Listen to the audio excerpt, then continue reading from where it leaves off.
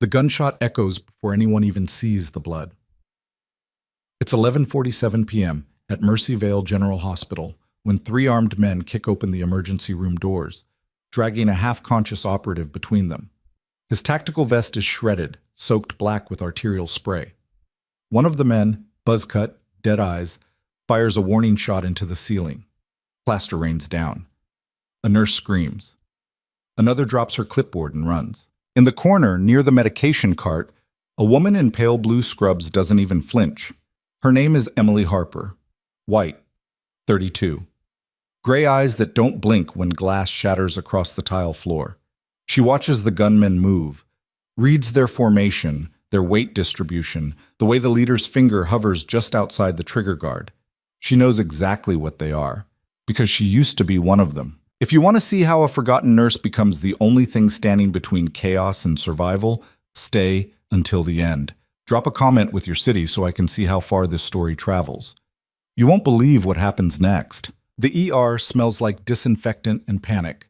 Emily Harper has been on her feet for 11 hours, refilling IV bags, logging vitals, dodging the condescending smirks of Dr. Marcus Halloway, the chief attending who still calls her sweetheart, even though she's corrected him 14 times.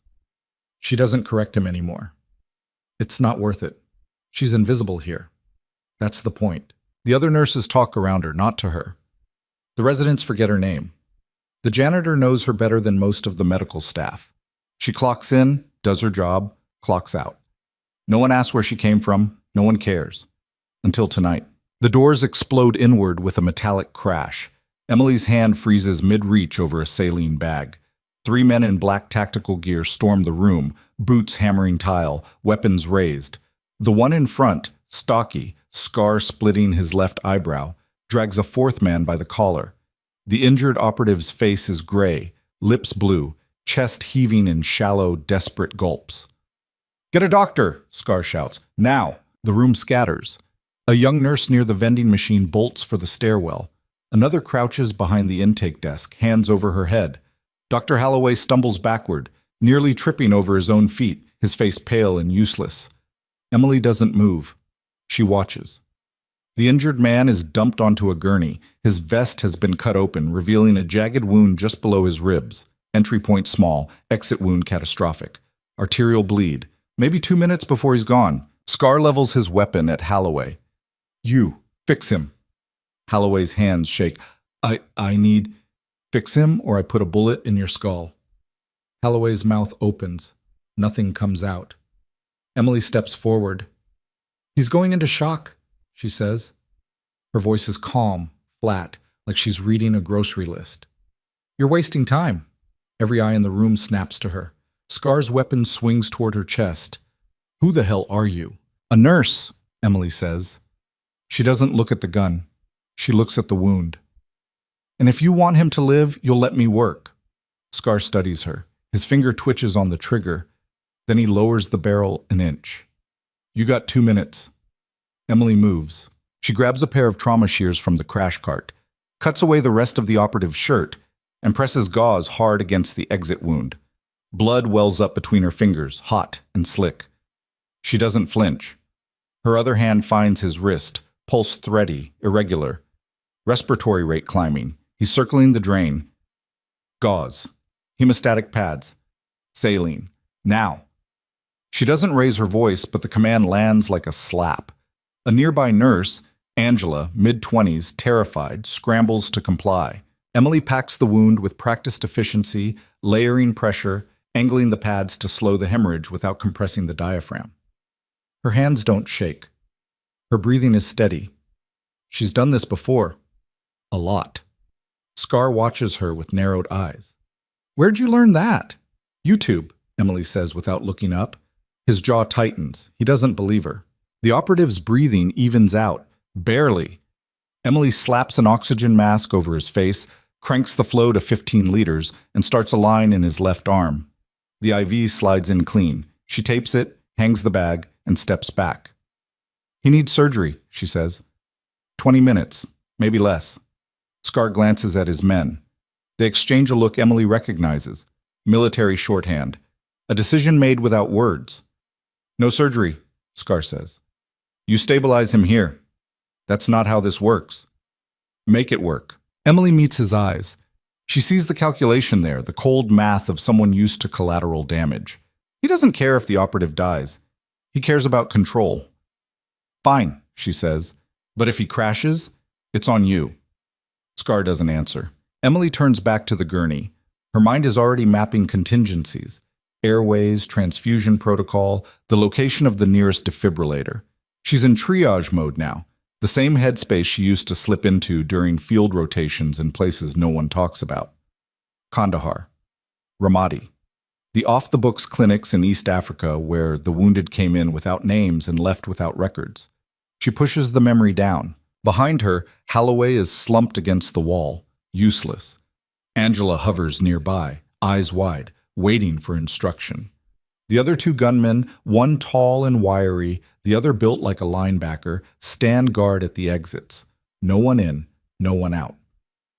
Emily checks the operative's vitals again. Pulse climbing, pressure unstable. He's bleeding internally, liver, maybe spleen. She needs imaging, she needs a surgeon, she needs things she doesn't have. So she improvises. She adjusts the angle of the gurney, elevates his legs, increases the saline drip. Small moves, marginal gains, buying time. Scar steps closer. You're military. It's not a question. Emily doesn't answer. I can tell, he says, the way you move, the way you don't hesitate. He tilts his head. You Special Forces medical? I'm a nurse, Emily repeats. Right. His tone drips disbelief. And I'm a florist. Emily ignores him. She adjusts the oxygen flow, monitors the operative's chest rise. His color is improving, marginally. Not enough. Who are you really? Scar asks. Emily finally looks at him. Her gray eyes are flat, unreadable. Someone who doesn't want to watch a man die on a gurney. That's it. Scar stares at her for a long moment. Then he steps back. The minutes crawl. The ER is silent except for the hiss of oxygen, the beep of monitors, the occasional shuffle of boots on tile. Emily works in silence, adjusting lines, rechecking wounds, whispering instructions to Angela, who follows them with shaking hands. Then the operative's eyes flutter open. He looks at Emily. His lips move, barely audible. Harper? Emily's hand stills. Scar leans in. What did he say? The operative coughs, blood flecking his lips. Harper, is that you? Emily's jaw tightens. She leans closer, voice low. You're confused. Save your strength. But the operative's eyes sharpen. Recognition cuts through the haze of pain. Lima 7. You were Lima 7. Emily's expression doesn't change, but something shifts in the air. Scar steps forward, weapon raised again. Lima 7? The hell is that? The operative's head lolls to the side. His breathing rattles. Emily presses 2 fingers to his neck, pulse weak, fading. He's delirious, she says. Blood loss. Hypoxia. He doesn't know what he's saying. Scar doesn't lower the gun. I think he knows exactly what he's saying. Emily turns to face him fully. Her voice is ice. If you want him to survive the next 5 minutes, you'll let me work. If you want to play detective, he'll be dead before you finish your first question. Scar's eyes narrow, but he steps back. Emily returns to the operative. She increases the fluids, checks the packing, monitors the wound for fresh bleeding. Her hands are steady. Her face is blank, but inside her mind is racing. Lima 7 was her call sign. 8 years ago, a different life, a different war. She left that world behind, burned every bridge, erased every trail. She became a civilian, a nobody, a nurse in a forgotten hospital in a city that didn't ask questions. And now it's all coming back. The operative's breathing slows, his eyes close. Emily checks his vitals, stable for now. But the clock is ticking. Behind her, Scar is talking into a radio, low-clipped sentences. She catches fragments. Compromised. Possible asset. Need confirmation. She knows what's happening. They're checking her, which means she has maybe 10 minutes before someone with real authority shows up. Someone who knows who she used to be. She needs to move, but she can't. Not yet. Not while the operative is circling the edge. So she waits. Angela leans in, whispering, "Emily, what's happening?" Emily doesn't look at her. "Stay calm. Do what I say. You'll be fine." "But, Angela." Emily's voice is quiet but firm. "Trust me." Angela swallows hard, nods. The minutes stretch. The operative's vitals hold, barely. Emily rechecks the wound, adjusts the pressure, monitors the drip. She's done everything she can with what she has. Then the radio crackles. Scar listens. His face hardens. He looks at Emily. "We got a problem," he says. Emily's eyes flick to him. "What kind of problem?" Scar steps closer. "Turns out there's someone else in this hospital, someone we're actually here for." Emily's pulse ticks up, just slightly. "Who?" "Dr. Victoria Hale." The name lands like a punch.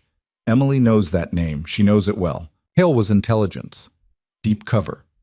The kind of operative who disappeared into foreign governments, corporate boardrooms, places where bullets couldn't follow. Emily crossed paths with her twice, once in Morocco, once in Berlin. Both times, Hale was running assets Emily was supposed to extract. Both times, Hale left bodies behind. "What does she have to do with this?" Emily asks. Scar's smile is cold. "She's the reason he's bleeding out. She sold intel to the wrong people. We're here to bring her in." Emily processes this. Hale is here, in Mercy Vale, which means this isn't a random hospital raid. It's a targeted extraction, and the operative bleeding out on the gurney is collateral damage. "Where is she?" Emily asks. "Oncology wing, 3rd floor." Emily glances at the operative. Still stable, still dying. She makes a decision. "I'll get her," she says. Scar laughs. "You?" "You want Hale? I'll bring her to you. But you stay here and keep your men out of my way." Scar's smile fades. "Why would I trust you?" Emily steps closer. Her voice drops. "Because if you send your men up there and Hale sees them coming, she'll disappear. She's good at that." "But me?" She taps her chest. "She won't see me coming." Scar studies her, calculating. "You got 15 minutes?" he says finally. "After that, we do it my way." Emily nods. She strips off her bloody gloves, grabs a fresh pair from the supply cart, and heads for the stairwell. Angela grabs her arm. "Emily, you can't—" "Watch the patient," Emily says. "If his pressure drops, call me." She's gone before Angela can respond. The stairwell is empty. Emily climbs fast, her mind already shifting gears. She knows Hale, knows how she thinks. Hale won't be in a room. She'll be near an exit, near a window, somewhere she can slip out if the walls close in. Emily reaches the 3rd floor. The oncology wing is quiet. Dimmed lights, sleeping patients, a single nurse at the station scrolling through her phone. Emily walks past without a word. She checks rooms methodically. Most are occupied, some are empty. She moves like a shadow, footsteps silent, eyes scanning every corner.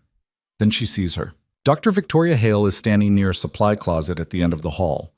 Pale skin, sharp features, dark hair pulled into a tight bun. She's in a white coat, clipboard in hand, looking every bit the respectable oncologist. But Emily sees the tension in her shoulders, the way her eyes flick to the exit every few seconds. Emily approaches slowly. Hale glances up. Their eyes meet. Recognition flares. "Harper," Hale says softly. "I thought you were dead." "Disappointed?" Emily asks. Hale's smile is thin. "Surprised?" Emily stops a few feet away. "You've got men downstairs looking for you. They're not gentle." Hale's expression doesn't change. "I know. They say you sold intel." "They say a lot of things." Emily crosses her arms. "Did you?" Hale tilts her head. "Does it matter?" "It does to the man bleeding out because of you." Hale's jaw tightens. That wasn't supposed to happen.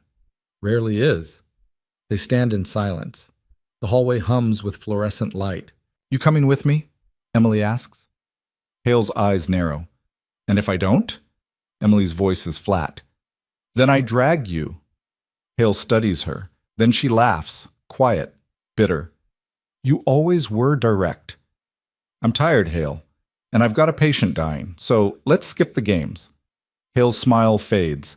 She sets the clipboard down. "You know what happens if I go with you." "You face the consequences," Emily says. Like everyone else. Hale's hand moves, just slightly. Emily sees it. She steps forward, fast, and catches Hale's wrist mid-reach. The small blade Hale palmed from her coat clatters to the floor. Don't, Emily says quietly. Hale tries to pull free. Emily twists, leveraging her weight, and slams Hale against the wall. The impact rattles a nearby cart. Hale gasps, her face pressed against the plaster. I said don't, Emily repeats. Hale goes still. Emily retrieves the blade, pockets it, and hauls Hale upright. We're walking downstairs. You're going to cooperate. And if you try anything, I'll make sure you don't walk at all. Hale's breathing is sharp, angry, but she nods. Emily marches her toward the stairwell. They descend in silence. Hale's heels click against the concrete. Emily's grip on her arm is iron. They reach the ER. Scar looks up. His eyes widen, just slightly. Emily shoves Hale forward. Here, you're traitor. Scar steps closer, weapon trained on Hale. Took you long enough. She was hiding, Emily says. Like I said she would be. Scar grabs Hale by the collar, yanks her toward the exit. Hale doesn't resist. Her face is blank, defeated. But as she's dragged past Emily, she leans in, whispers, You think this is over? You just walked into something you can't walk out of. Emily doesn't respond. Scar and his men drag Hale through the shattered doors. Sirens wail in the distance, finally. The cavalry is coming. Emily turns back to the gurney. The operative is still breathing, barely. She checks his vitals, stable, weak, but alive. Angela rushes over, eyes wide. Emily, what just happened? Emily strips off her gloves. Doesn't matter. He's stable. We need to get him to surgery before... The operative's monitor flatlines. Emily's head snaps up. No. She grabs the defibrillator, rips open his shirt, charges the pads. Clear. The shock jolts his body. The line stays flat. Emily adjusts, charges again. Clear! Another jolt. Still nothing. Angela's voice cracks. Emily? Not yet, Emily says. She starts compressions hard and fast, counting under her breath. 30 compressions. 2 breaths. Repeat. The line flickers. Emily doesn't stop. 30 more. 2 breaths. The monitor beeps. Once. Twice. A rhythm. Emily exhales, steps back. The operative's chest rises. Falls. Rises again. He's back. Angela sags against the wall, shaking. Emily wipes her forehead. Her hands are steady, but her mind is spinning because Hale's words echo in her skull. You just walked into something you can't walk out of. And as the sirens grow louder, as the ER floods with police and paramedics, as the chaos begins to settle, Emily realizes Hale was right. Her past just caught up, and this time there's no walking away. The police flood the ER like a broken dam. Uniforms everywhere, radios crackling, boots tracking blood across the tile. Emily stands near the gurney, hands still tingling from the compressions, watching the chaos unfold with the detachment of someone who's seen worse. The operative, still nameless, still barely breathing, is surrounded by paramedics now, prepping him for transport. She steps back, letting them take over. A detective approaches. Mid-40s, rumpled suit, coffee stain on his tie. He flips open a notebook. You the nurse who stabilized him? Yeah, Emily says. Name? Emily Harper. He writes it down. We're going to need a statement. What happened here? Emily gives him the short version. Armed men, injured operative. She kept him alive. That's it. The detective's eyes narrow. And the woman they took out of here, Dr. Hale? I brought her down from oncology, Emily says. They wanted her. I gave her to them. Why would you do that? Emily meets his gaze. Because they had guns, and I didn't. The detective studies her for a long moment. He doesn't buy it, she can see that, but he doesn't push. Not yet. We'll be in touch, he says, pocketing the notebook. Emily nods. She watches him walk away, already talking into his radio. She knows what's coming. Questions, background checks. Someone pulling her records, finding gaps, asking why a nurse with her skill set is working night shifts at a second-rate hospital. She needs to leave. But when she turns toward the exit, Dr. Holloway is standing in her path. Harper, he says. His voice is shaky, but there's an edge to it. Accusation. What the hell was that? Emily doesn't stop walking. I saved a man's life. Holloway grabs her arm. You disobeyed protocol. You took control of a trauma situation without authorization. Emily yanks her arm free. You were useless. Someone had to do something. Holloway's face flushes red. You're a nurse, not a what? Emily's voice is quiet, but it cuts. Not a doctor? Not qualified? Not allowed to think for myself? Holloway sputters. This hospital has rules, chain of command. You don't just... He would have died, Emily interrupts. And you would have watched. Holloway's mouth snaps shut. His jaw works, but no words come out. Emily steps around him. I'm clocking out. She doesn't wait for a response. The locker room is empty. Emily strips off her scrubs, stuffs them into the laundry bin, and pulls on jeans and a dark hoodie. She doesn't shower, doesn't linger. She grabs her bag and heads for the exit. The night air is cold. The parking lot is half empty, lit by flickering sodium lights. Emily's car, a beat-up Honda with a dented bumper, is parked in the back corner. She slides into the driver's seat, locks the doors, and sits in silence. Her hands are shaking now. Just a little. The adrenaline is wearing off, leaving behind a hollow ache in her chest. She presses her palms against the steering wheel and breathes. In, out, in, out. Lima 7. She hasn't heard that name in 8 years. Hasn't thought about it in longer. She buried it, along with everything else from that life. The deployments, the missions, the bodies. She became someone else, someone quiet, someone forgettable. And now it's all unraveling. She starts the car. The engine coughs, sputters, catches. She pulls out of the lot and drives. Her apartment is 15 minutes away. A studio on the 3rd floor of a building that smells like mildew and fried food. She parks in the alley, climbs the stairs, and unlocks the door. Inside it's bare. A futon, a desk, a mini fridge. No photos. No decorations. Nothing that ties her to anyone or anything. She drops her bag on the floor and sits on the edge of the futon. Her phone buzzes. Unknown number. She stares at the screen. Lets it ring. It goes to voicemail. 30 seconds later, it buzzes again. Same number. Emily answers. Yeah, a man's voice. Low, clipped. Lima 7? Emily's grip tightens on the phone. Who is this? Captain Nash. DOD liaison. I need to see you. Now. Emily closes her eyes. I'm retired. Not anymore. I don't work for you. You do if you want to stay out of a federal holding cell. Emily's jaw tightens. What are you talking about? The operative you saved tonight? He's one of ours. And the woman you handed over? She's wanted by 3 intelligence agencies. You just walked into the middle of a classified operation, Harper. So yeah, we need to talk. Emily exhales slowly. Where? Mercyvale PD, interrogation room 2, 1 hour. The line goes dead. Emily sits in silence, then she stands, grabs her jacket, and heads for the door. The police station is the squat brick building on the edge of downtown. Emily parks across the street, waits 5 minutes, then walks in.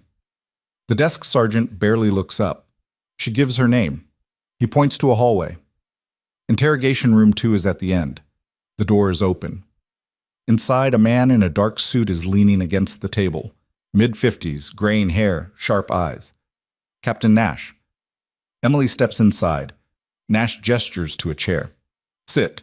She doesn't. You said 1 hour. It's been 45 minutes. Nash's mouth twitches, almost a smile. Still punctual. Still annoyed, Emily says. What do you want? Nash pulls a file from his briefcase, drops it on the table. Emily's name is printed on the tab. He flips it open. Photos, service records, commendations, a discharge summary marked classified. You were good, Nash says. Real good. Field medic, special operations, deployed to places that don't exist on any map. You saved a lot of lives. And now I save them in an ER, Emily says. What's your point? Nash taps the file. My point is, you didn't just quit. You disappeared, burned your bridges, cut all contact, Why? Emily crosses her arms. Because I was done. Done with what? All of it. Nash studies her. That's not an answer. It's the only one you're getting. Nash closes the file. Fine. Let's talk about tonight. The operative, his name is Lieutenant Ryan Frost. He was running surveillance on Dr. Hale. She's been selling classified intel to a foreign buyer. Frost got too close. She had him ambushed. Emily leans against the wall. And the men who brought him in? Private contractors, hired to extract Hale. They didn't count on you being there. Neither did I, Emily says. Nash smirks. Frost says you recognized him. Emily doesn't respond. He says he served with you, says you saved his life in Kandahar. That true? Emily looks at the floor. It was a long time ago. Not for him. Silence. Nash picks up the file again. Here's the problem, Harper. You just handed a wanted intelligence asset over to a group of armed contractors. That makes you either complicit or incredibly stupid. Which is it? Emily's eyes snap up. I didn't know who they were. But you knew who Hale was. I recognized her. That's all. Nash steps closer. You handed her over without asking questions, without calling the cops. You just gave her to them. Emily's voice is flat. They had guns. I had patience. I made a call. A bad one. Maybe. Nash leans on the table. Hale's gone. The contractor's vanished. Frost is in critical condition, and you're the only link we have. Emily crosses her arms. Sounds like your problem. Nash's jaw tightens. It's your problem too. Because right now you're a person of interest in a federal investigation. You want that to go away? You help us find Hale. Emily shakes her head. I'm not doing this. You don't have a choice. I always have a choice. Nash slams his hand on the table. The sound echoes. You think you can just walk away from this? You think your little disappearing act is going to hold up under a federal microscope? We'll pull every record, every contact, every mission you ever ran, and we'll find out why you really left. Emily's expression doesn't change, but something flickers in her eyes. Nash sees it. He leans in. What are you hiding, Harper? Emily turns toward the door. We're done here. Not even close. She stops. Looks back. You want Hale? Find her yourself. I'm not your asset. You were, Nash says quietly. Once. Emily's hand rests on the doorknob. That was a different person. She walks out. The hallway is empty. Emily's heart is hammering, but her face is stone. She pushes through the exit and steps into the parking lot. Her phone buzzes. Another unknown number. She answers. What now? A woman's voice, calm, controlled. Hello, Harper. Emily freezes. I know who you are, the voice continues. I know what you did tonight, and I know what you're trying to forget. Emily's grip tightens on the phone. Who is this? Someone who needs your help. Not interested. You will be. The line goes dead. Emily stares at the phone. Her pulse is racing now. She scans the parking lot. Empty. No cars, no movement, just shadows and streetlights. She gets in her car and drives. Back at her apartment, Emily locks the door, draws the blinds, and sits on the floor with her back against the wall. She pulls out her phone, scrolls through her contacts. Most of them are recent. Coworkers, the landlord, a pizza place. Nothing from before. Except one. A number she hasn't called in 6 years. No name. Just digits. She stares at it for a long time. Then she dials. It rings 3 times. A man answers. Yeah. It's Harper, she says. A pause, then, didn't think I'd hear from you again. I need information. On what? Victoria Hale. Another pause, longer this time. That's a bad name to say out loud. I know. Why are you asking about her? Emily hesitates. She surfaced, got taken by contractors. DOD wants me to help find her. The man on the other end exhales slowly. You shouldn't get involved. I'm already involved. Then uninvolve yourself. Not an option. Silence. Then, Hale's not just a traitor, Harper. She's connected. Deep state, black budget, the kind of people who don't leave loose ends. You go looking for her, you'll end up dead. Good thing I'm hard to kill, Emily says. The man laughs, bitter, tired. You always were stubborn. Can you help or not? Another pause. I'll make some calls, but Harper, whatever you're walking into, it's bigger than you think. It always is, Emily says. She hangs up. The next morning, Emily doesn't go back to the hospital. She calls in sick, ignoring the passive-aggressive tone of the floor supervisor who answers. She spends the day at her apartment, running searches on her laptop. Hale's name pulls up almost nothing, just a few academic papers, a mention in a medical journal. No social media, no public photos. A ghost. Emily digs deeper, cross-references dates, locations, old mission reports she still has buried in encrypted files. Hale was in Morocco in 2019, Berlin in 2020. Then she vanished. Resurfaced as an oncologist in Mercy Vale 2 years ago. Why here? Why this hospital? Emily opens another file.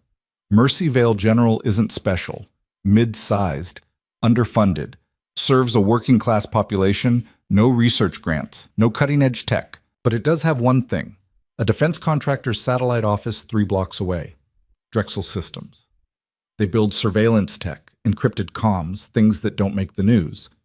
Emily pulls up Drexel's employee roster, cross-references it with Hale's patient list. 3 matches. All high-level engineers, all treated for minor conditions over the past 6 months. Emily sits back. Hale wasn't just hiding, she was recruiting. Her phone buzzes, a text from the unknown number. You're asking the right questions. Keep going. Emily's jaw tightens. She types back. Who are you? No response. She grabs her jacket and heads out.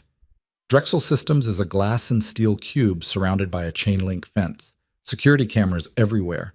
A guard shack at the entrance. Emily parks across the street, watches the building for 20 minutes. Employees come and go. Mostly young, tech types. A few older suits.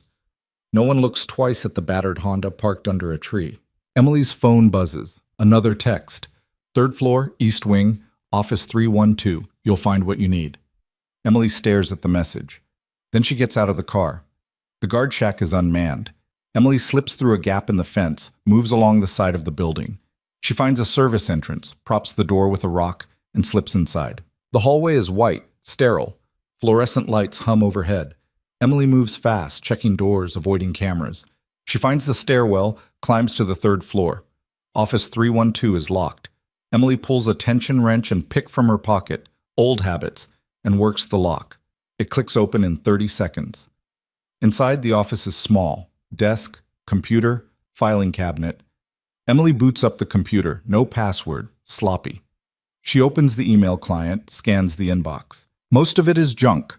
Internal memos, meeting requests. But one email stands out, sent 2 weeks ago. Subject line, final payment confirmed. Emily opens it. Package delivered, wire transfer complete, client satisfied, all traces removed. No sender name, no signature, just a string of numbers at the bottom. Emily copies the numbers, closes the email, and shuts down the computer. She's halfway to the door when she hears footsteps in the hall. She freezes. The door opens. A man in a dark suit steps inside. Late 30s, clean cut, expensive watch. He sees Emily and stops. Who the hell are you? He asks. Emily straightens. Cleaning crew. At 2 in the afternoon? Overtime. The man's eyes narrow. He reaches for his phone. Emily moves. She crosses the room in 3 strides, grabs his wrist, twists. The phone clatters to the floor. The man swings at her. She ducks, drives her elbow into his ribs. He grunts, stumbles back. Emily doesn't give him time to recover. She sweeps his legs, drops him hard. He hits the floor, gasping. She picks up his phone, pockets it, and walks out. The hallway is empty. Emily takes the stairs 2 at a time, exits through the service door, and runs for her car. She's 3 blocks away when her phone buzzes. Another text. Same unknown number. Nicely done. Now check his phone. Emily pulls over, unlocks the stolen phone. The man's email is still open. She scrolls through the inbox. More corporate junk. But one email catches her eye, sent yesterday. Subject: Harper sighting confirmed. Emily's blood goes cold. She opens it. Target identified at Mercyvale General. Monitoring advised. Do not engage without authorization. Emily's hands shake. They know. Whoever they are, they've been watching her. She scrolls down. Another email. Sent an hour ago. Harper entered Drexel Systems. Containment protocol initiated. Emily looks up, scans the street. Nothing. No cars. No movement. But she knows. They're coming. She drops the phone on the seat, starts the car, and drives. Her apartment isn't safe. The hospital isn't safe. She needs somewhere off the grid. Somewhere they won't think to look. She pulls into a gas station, parks behind the building, grabs her bag from the trunk. Go bag. Always packed. Always ready. Cash. Fake ID. Burner phone. The thing she swore she'd never need again. She changes clothes in the bathroom. Dark jeans, black jacket, baseball cap. She dumps her old phone in the trash, activates the burner, and walks out. The burner rings almost immediately. She answers. Yeah, the same woman's voice from before. You're running out of time, Harper. Who are you? Someone who knows what Hale was really doing and why they want you dead. Emily's jaw tightens. Talk. Hale wasn't just selling intel. She was building a network, using Drexel's tech to encrypt communications for a foreign operation. And you just stumbled into the middle of it. Why me? Because Frost recognized you, because you're a loose end, and because they know you won't stop digging. Emily leans against the wall. What do you want? I want you to finish what Frost started. Find Hale. Shut her down. And if I don't, they'll kill you and everyone you've ever cared about. Emily's eyes close. I don't have anyone. You sure about that? The line goes dead. Emily stands in silence. Then she gets in the car and drives to the one place she knows they won't expect. Mercyvale General Hospital. The ER is busy. Shift change. Nurses coming and going. Emily slips in through the side entrance, keeps her head down, and heads for the ICU. Frost is in room 4. 2 guards outside. Emily waits until they're distracted by a medical cart being wheeled past, then slips into the room. Inside, Frost is hooked to machines, pale, still, but alive. Emily approaches the bed, leans close. Frost, she whispers, can you hear me? His eyes flutter open. He looks at her. Recognition dawns. Harper. Yeah, it's me. Frost's hand moves just slightly, reaches for hers. They're coming, he rasps. I know.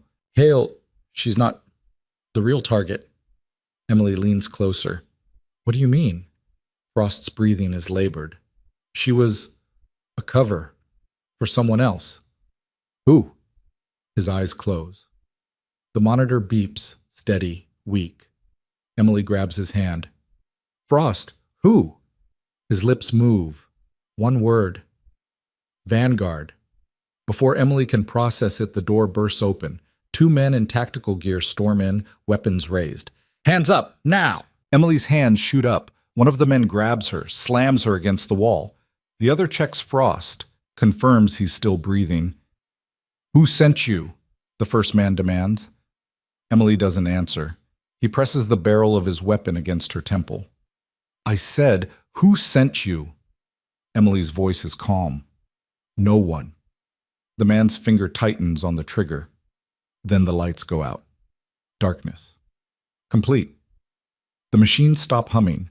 Emergency backup lights flicker on, dim, red. Emily moves. She drives her heel into the man's instep. He grunts. His grip loosens. She twists, grabs his weapon, redirects it. A gunshot echoes, wild, hitting the ceiling. Plaster rains down. The second man lunges. Emily pivots, uses the first man as a shield. They collide. She drops low, sweeps the second man's legs. He crashes into a medical cart. Syringes and vials scatter across the floor. Emily rolls, comes up near the door. The first man recovers, raises his weapon. A voice from the hallway. Stand down! Everyone freezes. Captain Nash steps into the room, flashlight in hand. Behind him, 2 more agents. He surveys the scene. Emily near the door, the 2 men breathing hard, Frost still unconscious. Nash's eyes lock on Emily. You just don't listen, do you? Emily straightens. Frost said something before you interrupted. Nash steps closer. What did he say? Vanguard. Nash's expression shifts, just for a second. Fear, or maybe recognition. Did he say anything else? Nash asks. No. Nash turns to the two agents. Get her out of here. Secure the floor. No one else gets in. The agents move toward Emily. She doesn't resist. They grab her arms, march her toward the door. Nash watches her go. Harper. She stops. You're in over your head, he says quietly. Emily looks back. Story of my life. They pull her into the hallway. The hospital is chaos now. Alarms blaring, staff running, patients confused. Emily is dragged through the madness, down the stairs, out a side exit. A black SUV is waiting. They shove her inside. The door slams. The engine roars to life. Emily sits in the back, hands zip-tied in front of her. The two agents are silent. The driver navigates through side streets, avoiding the main roads. Emily tests the zip ties. Tight, but not impossible. She waits. 5 minutes later, the SUV slows. A red light. Traffic. Emily moves fast. She brings her hands up, snaps the zip tie against the edge of the seat. It doesn't break. She does it again. Harder. The tie snaps. The agent next to her turns. Hey! Emily drives her fist into his throat. He chokes, gasps. She grabs his sidearm, levels it at the driver. Pull over, she says. The driver's eyes flick to the rear-view mirror. He sees the gun. His hands tighten on the wheel. Now, Emily says. The driver yanks the wheel. The SUV swerves, jumps the curb, slams into a lamppost. The airbags deploy. Emily is thrown forward, but she keeps her grip on the gun. She kicks the door open, stumbles out. Her head is ringing, vision blurred. The street is empty. Dark. Industrial area. Warehouses. No witnesses. Emily runs.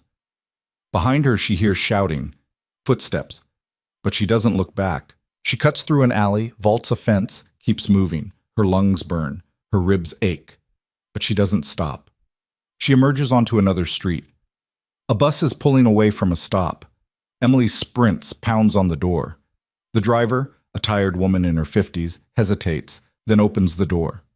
Emily climbs on, drops cash into the fare box, and collapses into a seat near the back. The bus pulls away. Emily watches through the window. No headlights, no pursuit. Not yet. She exhales, leans her head against the glass. Vanguard. The name echoes in her mind. She's heard it before. Years ago. A whispered designation. A project. Something classified. Something buried. And Hale was part of it. Emily pulls out the burner phone. Dials the number from earlier. The man who said he'd make calls. It rings. And rings. No answer. She hangs up. Tries again. Still nothing. Her chest tightens. Something's wrong. The bus stops. Emily gets off, walks 3 blocks, finds a payphone. She dials again. Same number. This time someone picks up. But it's not the man's voice. It's a woman. Calm. Professional. He can't come to the phone right now. Emily's grip tightens. Who is this? You know who this is, Harper. Emily's blood runs cold. You've been busy, the woman continues. Breaking into Drexel, assaulting federal agents, escaping custody. You're making quite the mess. What did you do to him? Emily asks. Nothing. Yet. But that depends on you. Emily's jaw clenches. What do you want? I want you to stop, walk away, disappear, like you did before. And if I don't? Then people you care about start dying, starting with your friend on this line. Emily hears a sound in the background. A groan. Muffled. Pain. Let him go, Emily says. Her voice is ice. Come find us, the woman says. Alone, unarmed, and maybe I will. Where? Check your messages. The line goes dead. Emily pulls the phone away. A text appears. An address. Industrial Park. East side of the city. Emily stares at it. It's a trap. She knows it's a trap. But she has no choice. She pockets the phone, flags down a cab, gives the driver the address. The ride takes 20 minutes. The driver drops her off at the edge of the industrial park. Emily pays, gets out, watches the cab disappear. The park is abandoned. Rusted machinery. Broken windows. Weeds growing through cracked pavement. Emily walks. The address leads to a warehouse at the far end. The door is ajar. No lights inside. Emily stops, scans the area. No movement, no sound. She steps inside. The warehouse is massive, empty, echoes with every step. "I'm here," Emily calls out. Her voice bounces off the walls, silence. Then, from the darkness, a voice. "Took you long enough." Lights flare on. Blinding. Emily shields her eyes. When they adjust, she sees them. The woman from the phone. Mid-40s, business suit, cold eyes. And next to her, on his knees, hands bound, the man Emily called. His face is bruised, blood on his lip. "Let him go," Emily says. The woman smiles. "Not yet." "What do you want?" "I want you to understand something, Harper. You're not a hero. You're not special. You're a loose end, and loose ends get cut." Emily's eyes flick to the man. He shakes his head, warning her. "You don't have to do this," Emily says. "Actually, I do." The woman pulls a pistol from her jacket, levels it at the man's head. "Because you just won't stay down."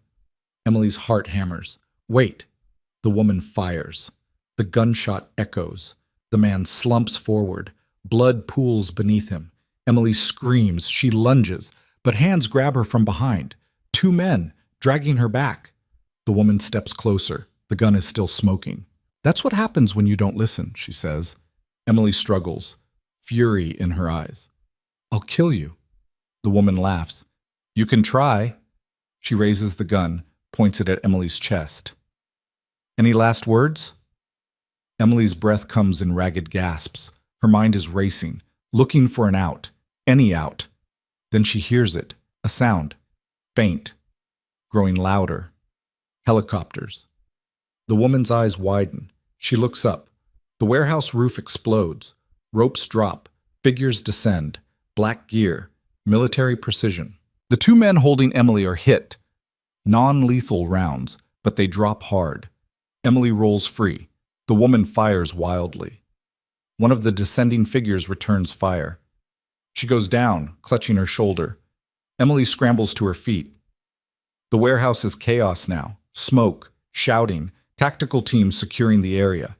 Someone grabs Emily's arm. She spins, ready to fight. It's Nash. "Move!" he shouts. "Now!" He pulls her toward the exit. Behind them, the teams are zip-tying the woman, checking the man Emily called. He's alive, barely, but alive. They burst out of the warehouse. More vehicles, more agents, a helicopter landing nearby. Nash shoves Emily toward it. "Get in!" "What the hell is this?" Emily yells over the rotor wash. Nash doesn't answer. He pushes her inside. The helicopter lifts off before she's even strapped in. Through the window, Emily watches the warehouse shrink below. Agents swarming, lights flashing. Nash sits across from her.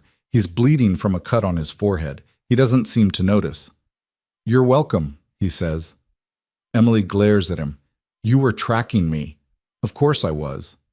"And you let them take him." Nash's jaw tightens. "We needed to know who they were." "So you used him as bait." "I used you as bait," Nash corrects. "He was collateral." Emily lunges. Nash catches her wrists, holds her back. "Easy," he says.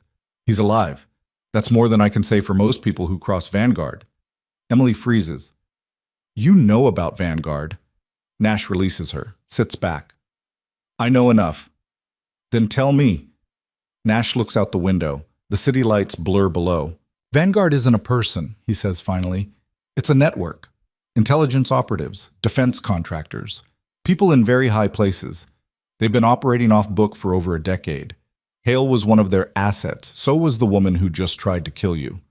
Emily processes this. "And Frost?" "Frost stumbled onto them. He was investigating Drexel, found the connection to Hale, started digging. They sent her to shut him down." "But she failed. Because of you." Nash looks at her. "You saved his life, which made you a problem." Emily leans back. Her head is pounding. "So what now?" Nash pulls out a tablet, pulls up a file, shows her. Photos, documents, names, dozens of them. "Now," Nash says. You help us take them down. Emily stares at the screen, then at Nash. Why me? Because you're already in, because they think you're dead, and because you're the only one who's gotten this close without ending up in a body bag. Emily's eyes narrow. You're using me. I'm giving you a choice, Nash says. Help us, or spend the rest of your life looking over your shoulder. Emily looks out the window. The helicopter is heading north, away from the city, towards something she can't see yet. She thinks about Frost, about the man who just took a bullet because of her, about Hale, about Vanguard, about Lima 7, the person she used to be, the person she swore she'd never be again. She looks back at Nash. What do you need me to do? Nash's expression doesn't change, but there's something in his eyes, relief, maybe, or calculation. First, he says, you need to disappear, officially. We'll stage your death, make it look real. Then we insert you into Vanguard's network, deep cover. You find out who's running it, and you bring me proof. Emily's stomach twists. How long? As long as it takes. And if I say no? Nash doesn't blink. Then you get off this helicopter and we never had this conversation, but Vanguard will find you eventually, and next time, I won't be there to pull you out. Emily sits in silence. The helicopter thrums around her. She thinks about her apartment, her job, the quiet, invisible life she built. All of it is gone now. She looks at Nash. When do we start? Nash hands her the tablet. Now. Emily scrolls through the files, names, photos, connections. A web of corruption and shadow operations stretching across continents. And at the center of it all, one name she doesn't recognize. Director. Blackwell. No photo. No details. Just a name. Emily looks up. Who's Blackwell? Nash's expression darkens. That's what you're going to find out. The helicopter banks. Descending now. Toward a facility Emily doesn't recognize. Concrete, razor wire, off the books. As they land, Emily realizes something. She's not walking into this. She's falling. And there's no way to know where she'll land. The helicopter touches down hard. Emily's teeth rattle. The rotors are still spinning when Nash shoves the door open and pulls her out onto wet tarmac. Rain hammers down, cold and relentless. The facility looms ahead. Concrete bunker, no windows, floodlights cutting through the dark. Nash shouts over the rotor wash. Inside, move! Emily runs. Her shoes splash through puddles. 2 guards in black fatigues flank the entrance, weapons lowered but ready. They don't look at her. The door hisses open. She's pushed through. The interior is sterile. White walls, fluorescent lights, the smell of industrial cleaner and stale coffee. Nash is beside her, water dripping from his jacket. He doesn't slow down. They move through a corridor, past closed doors with keypad locks, past agents who glance up and then away. Nash stops at a door marked B7. He swipes a card. The lock clicks. Inside, the room is small. A table, 2 chairs, a laptop, a single overhead light. Nash gestures to a chair. Sit. Emily sits. Nash closes the door, locks it from the inside. He sets the laptop on the table, opens it, and turns it toward her. The screen shows a live feed. Security footage. Multiple angles. A warehouse. Bodies on gurneys. Forensic teams moving through the scene. That's the warehouse where you almost died an hour ago, Nash says. We're processing it now. 3 confirmed dead, 2 in custody. The woman who shot your contact? She's alive. Talking. Emily watches the screen. Her hands are shaking. She clasps them together under the table. What's she saying? Emily asks. Nash pulls up another file. Audio transcription. Emily scans it. Harper was the trigger. She was never supposed to survive the ER. Frost recognized her. That changed everything. Emily looks up. They wanted me dead from the start. Yeah, Nash says. But you didn't die. And now they're scrambling. He closes the laptop, leans back, studies her. You understand what I'm asking you to do? He says. Emily meets his eyes. You want me to go dark, become someone else, get inside Vanguard and find Blackwell. Exactly. And you think I can do that? Nash's expression doesn't change. I think you're the only one who can. Emily exhales. What's the cover? Nash opens a drawer, pulls out a folder, slides it across the table. Inside, there's a passport, a driver's license, credit cards, all in a different name. Julia Brennan. Emily picks up the passport. The photo is hers, taken God knows when. The birth date is different, the birthplace too.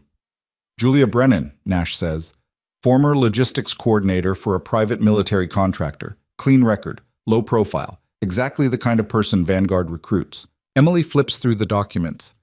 Everything looks real, too real. How long have you had this ready? She asks. Nash doesn't answer. Emily sets the passport down. You were planning this before I ever walked into that interrogation room. I was planning for contingencies, Nash says. You just happened to be the right contingency. Emily's jaw tightens. What if I'd said no? Then I'd have found someone else. Nash leans forward. But I didn't want someone else. I wanted you. Why? Because you've been where they operate. You know how they think, and you've already proven you can survive them. Emily looks at the documents again. Julia Brennan, a ghost, just like Emily Harper. What's the insertion point? She asks. Nash pulls up a map on the laptop. A city, coastal, unfamiliar. Port Vega, he says, 200 miles south.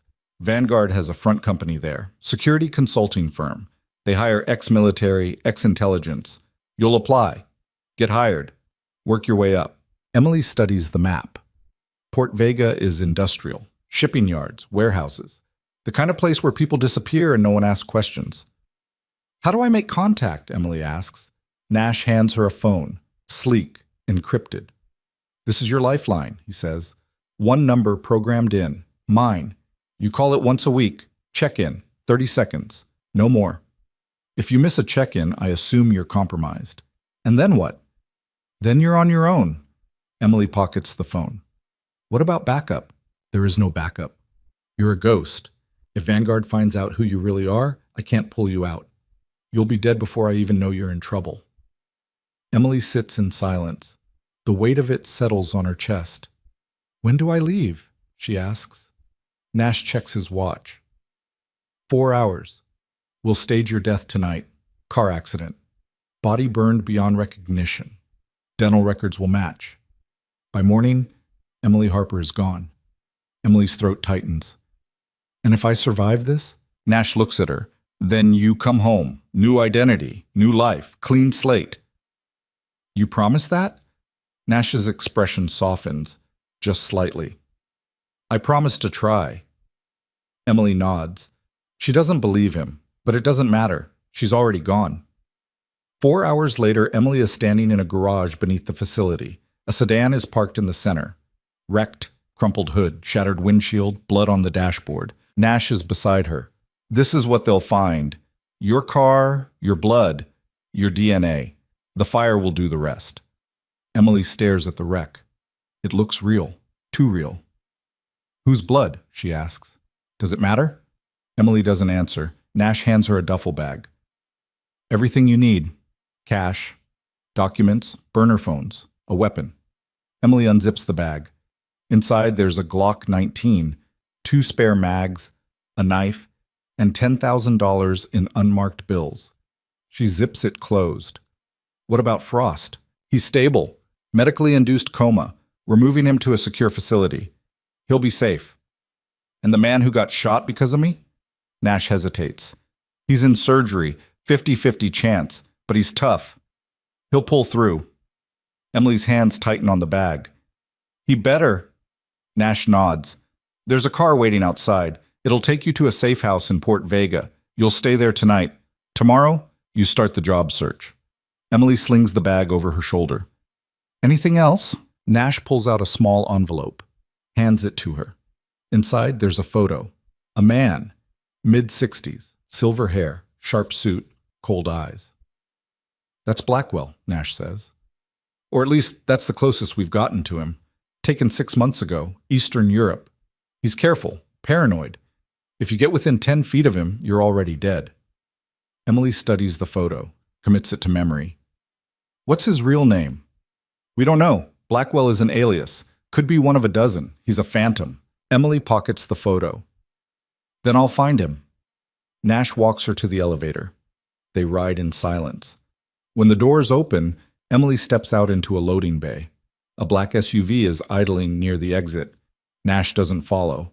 He stays in the elevator. Watches her. "Harper," he says. She turns. "Don't trust anyone," he says.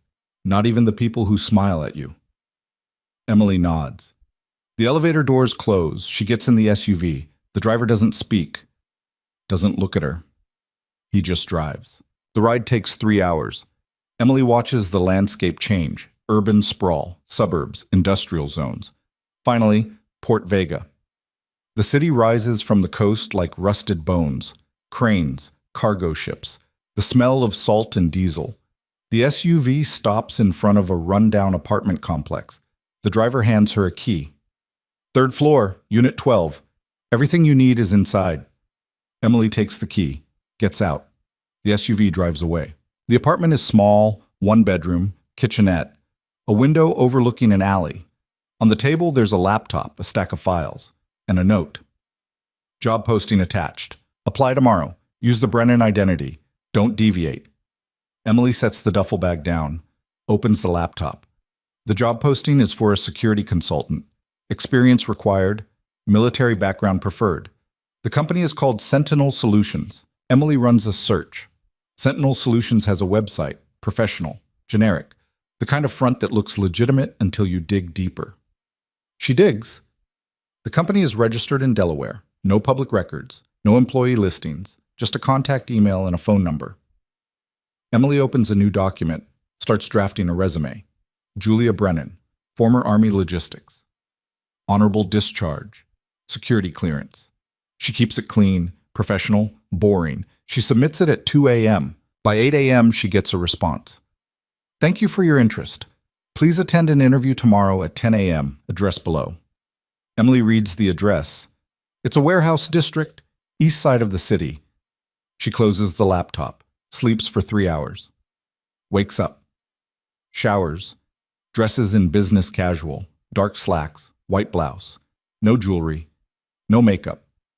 She looks like someone who doesn't want to be noticed. Perfect. The warehouse district is desolate. Broken pavement, graffiti-tagged walls. The address leads to a corrugated metal building with a single entrance. No sign, no windows. Emily approaches. Knocks. The door opens. A man in a suit, late 20s, clean cut. He looks her up and down. "Julia Brennan?" "Yeah." "Come in." Emily steps inside. The interior is cold, industrial. A desk, a chair, a single lamp. The man gestures to the chair. "Sit." Emily sits. The man stays standing. He pulls out a tablet, scrolls through it. "Your resume says you were Army logistics," he says. "That's right." "Deployed?" "Twice. Afghanistan, Iraq." "Why'd you leave?" Emily's expression doesn't change. "I was done." The man looks up. "Done with what?" "Taking orders." He smirks. "Fair enough." He sets the tablet down. "This job isn't glamorous. You'll coordinate shipments, manage inventory, handle security for high-value clients. Boring work. Long hours. But it pays well." "How well?" $75,000, plus bonuses. Emily nods. "When do I start?" The man studies her.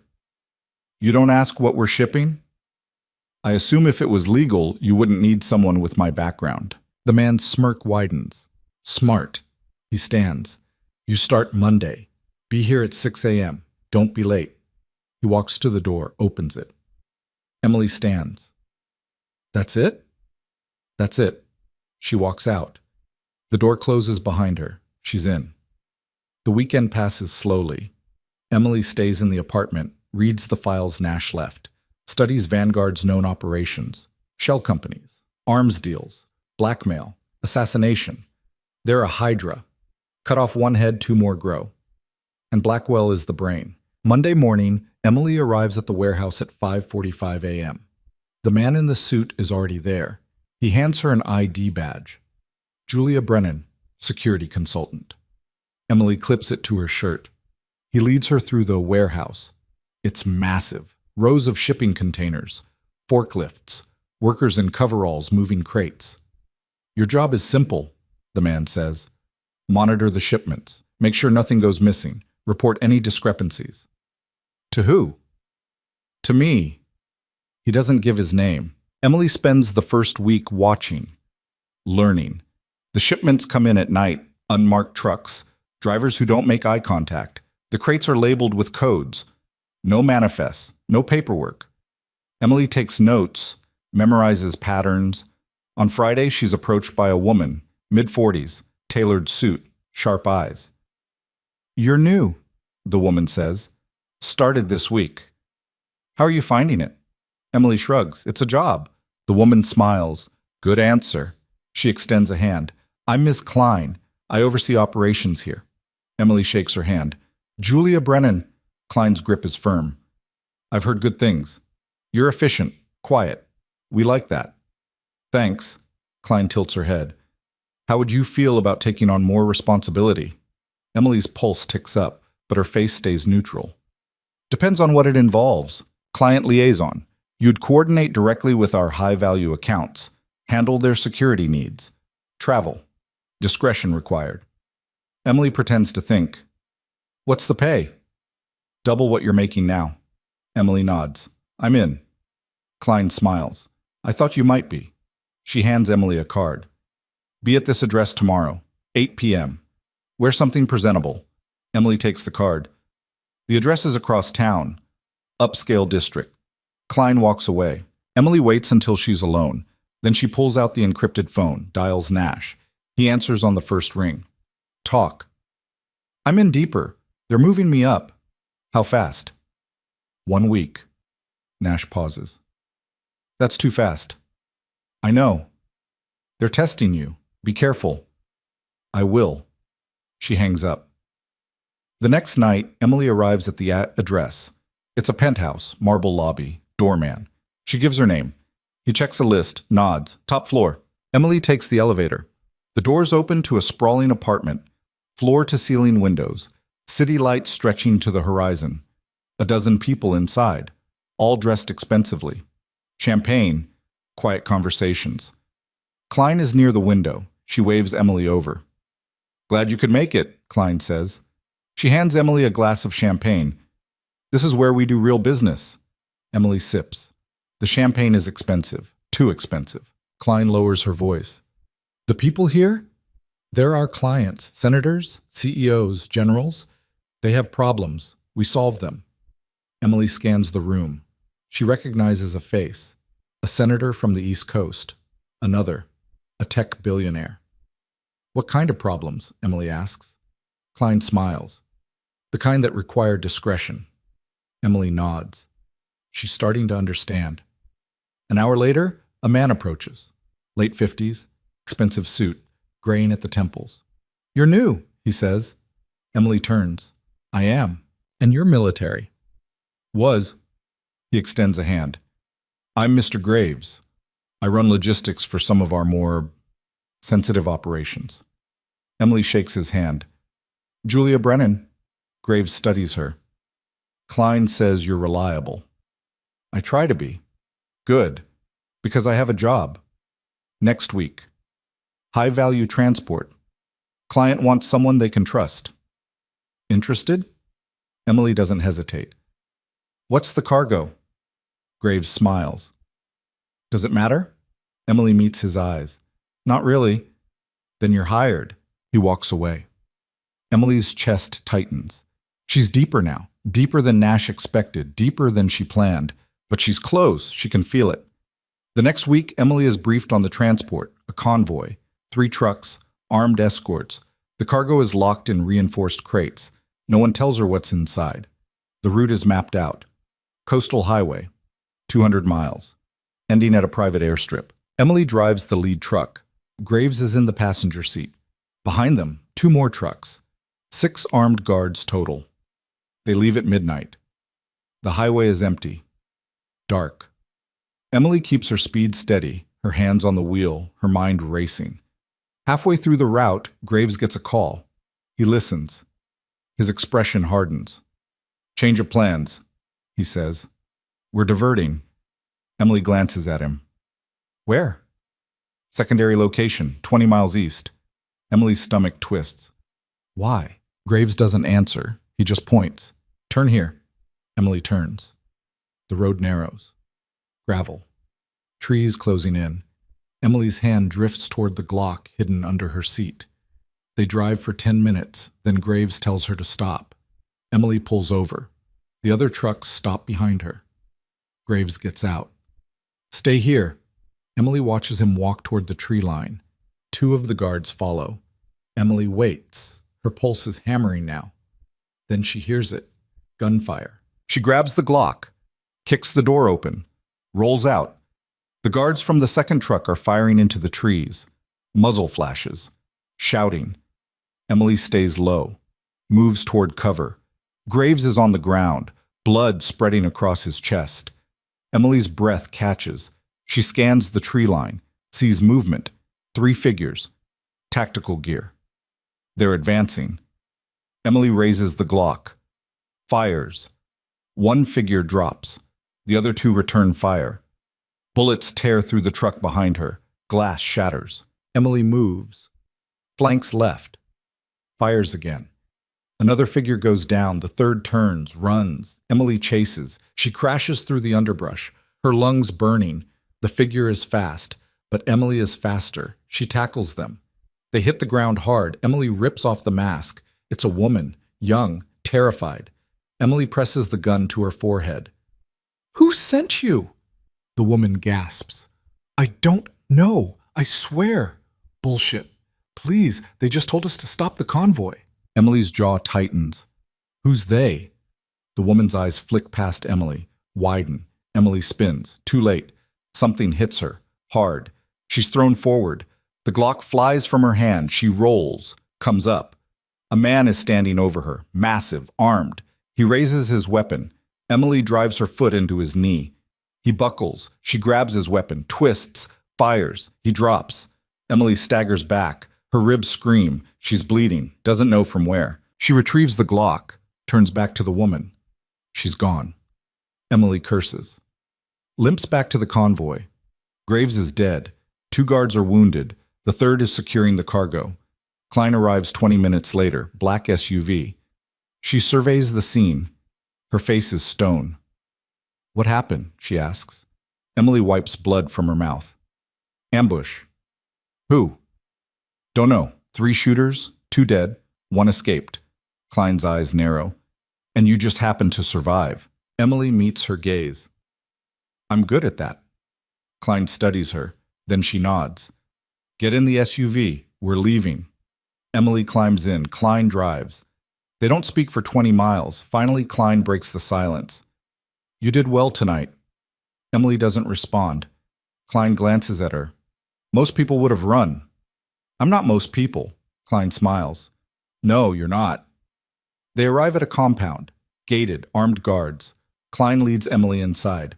The interior is sleek, modern, a conference room, monitors on the walls. And sitting at the head of the table? Emily's breath stops. It's him. Silver hair, sharp suit, cold eyes, Blackwell. He looks at Emily, his expression unreadable. Ms. Brennan, he says. His voice is smooth, controlled. I've heard a lot about you. Emily forces herself to breathe, to stay calm. Likewise, she says. Blackwell stands, walks toward her. He's tall, imposing. You saved a valuable shipment tonight, he says. That doesn't go unnoticed. Emily nods. Just doing my job. Blackwell stops in front of her, studies her. I think you're capable of much more, he says. Emily's heart is pounding, but her face stays neutral. What did you have in mind? She asks. Blackwell smiles. How would you like to work directly for me? Emily doesn't hesitate. I'm listening. Blackwell's smile widens. He gestures toward the conference table. Sit. Emily sits. Blackwell takes the chair across from her. Klein remains standing near the door, arms crossed, watching. Blackwell leans back. You handled yourself well tonight. Most people panic when bullets start flying. You didn't. Training? Emily says. Military training prepares you for combat. It doesn't prepare you for thinking under pressure. You did both. He taps the table. That's rare. Emily keeps her expression neutral. What's the job? Blackwell pulls a tablet from his jacket, swipes, turns it toward her.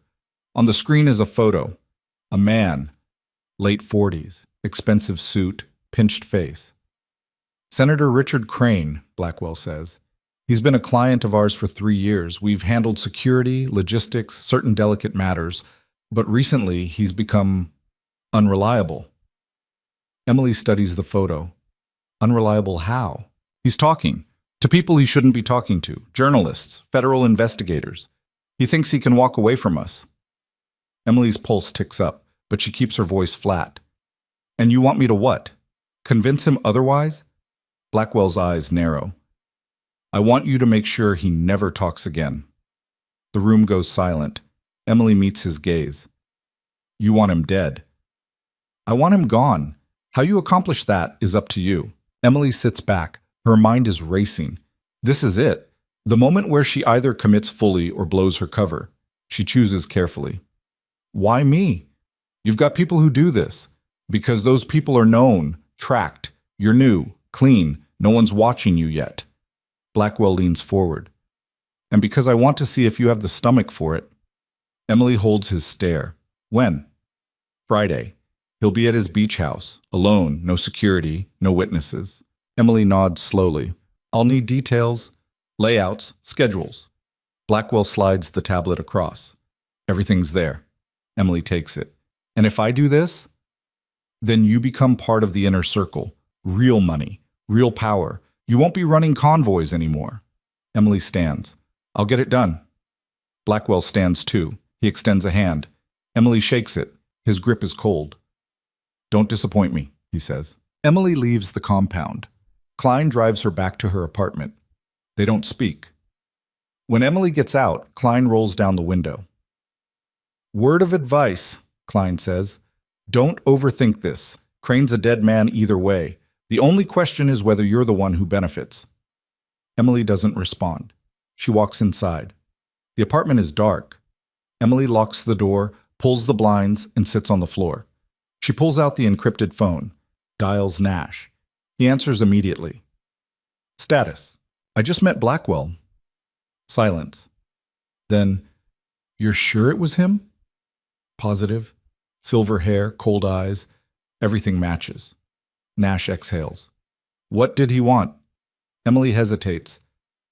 He wants me to kill Senator Crane. Another pause, longer. When? Friday. Nash swears under his breath. Crane's one of ours. He's been feeding us intel on Vanguard for 6 months. If they take him out, I know, Emily interrupts. That's why I'm calling. Can you stall? Not without blowing my cover. Nash goes quiet. Emily can hear him thinking. What if we flip this? Nash says finally. How? You go to the beach house, but instead of killing Crane, you extract him. We stage his death, make it look real. Blackwell thinks the job's done. Crane disappears into witness protection. Everyone wins. Emily considers this. That's a lot of moving parts. You got a better idea? She doesn't. I'll need a team, Emily says. Backup, someone to handle the body double, and a clean exit. I'll have a crew in place by Thursday night. You just get Crane to cooperate. And if he doesn't, then you make him. The line goes dead. Emily sits in the dark. Her ribs ache. Her hands are still shaking from the ambush. She's tired, bone-deep tired. But she can't stop now. She opens the tablet Blackwell gave her, studies Crane's schedule. His beach house is isolated. Cliffside, one access road, no neighbors for half a mile. Perfect for an execution or an extraction. Emily spends the next 3 days preparing. She drives to the beach house, scopes it out, memorizes the layout, identifies exits, cameras, vulnerabilities. She runs the route a dozen times, finds the weak points in the security system, outdated motion sensors that trigger only on sustained movement, blind spots in the camera coverage near the northern tree line. She times everything. From the back door to the deck, 42 seconds. From the deck to the beach access path, 90 seconds if running. She measures distances, wind direction, tide schedules. On Wednesday night, Emily breaks into a storage facility on the edge of town. She needs gear. Nash won't provide through official channels. Inside a unit registered to a name that doesn't exist, she finds what she's looking for: night vision goggles, a suppressed .22, climbing rope, and a waterproof dry bag. She takes what she needs and leaves cash, old habits from a life she thought she'd left behind. Thursday afternoon, she receives a burner text from Nash with coordinates. She drives 2 hours north to a rest stop outside the city. A van is waiting. No markings. No plates. A woman gets out, late 30s, athletic build, no-nonsense expression. "I'm Agent Reeves," the woman says. "I'll be handling the body placement." Emily nods. "You have the double?" Reeves opens the van's back door. Inside, a body bag, unzipped enough to show the face. The resemblance to Crane is uncanny. Same age, same build, even the same receding hairline. "DOD database," Reeves says. "Unclaimed body from a Baltimore morgue. Died 3 weeks ago. Heart attack. We've done dental work, fingerprint alteration. He'll pass initial identification." Emily studies the body. "What about DNA? Fire will take care of most of it. What's left will be degraded enough to buy us time. By the time anyone questions it, Crane will be in a bunker in Montana with a new face."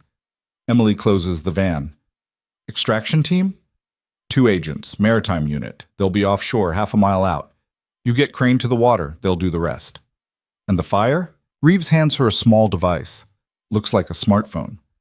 "Delayed incendiary. Planted in the kitchen. Timer set for 30 minutes after activation. It'll start in the gas line. Spread fast. Whole place will be ash in an hour." Emily pockets the device. "You sure about the timeline?" "Tested it 3 times. It works." Emily wants to believe her, but she's been in enough operations to know that nothing ever goes exactly as planned. Thursday night, Emily doesn't sleep. She sits in her apartment, running through scenarios. What if Crane panics? What if Blackwell sends more than 2 men? What if the boat doesn't show? At 3 a.m., her phone buzzes. "Nash. Change of plans," he says. Emily's stomach drops. What kind of change? Blackwell's moving up his timetable. He's sending a surveillance team to Crane's house tomorrow morning. "You need to move tonight." Emily checks her watch. "That's 4 hours from now." "I know. Can you do it?" Emily grabs her gear. "I don't have a choice." Extraction team is already en route. They'll be in position by 5 a.m. You have a 2-hour window. Emily's pulling on her jacket. "What about Reeves?" "She's already at the house. Body's in place. Device is set. All you need to do is get Crane out." Emily grabs her keys. "And if the surveillance team shows up early?" Nash doesn't answer right away. "Then you improvise." Emily hangs up. She's out the door in 60 seconds. The drive to the beach house takes 90 minutes. Emily pushes the Honda hard, ignoring speed limits on the empty coastal highway. The sun isn't up yet. The world is gray and cold. She parks a half-mile out, just like before.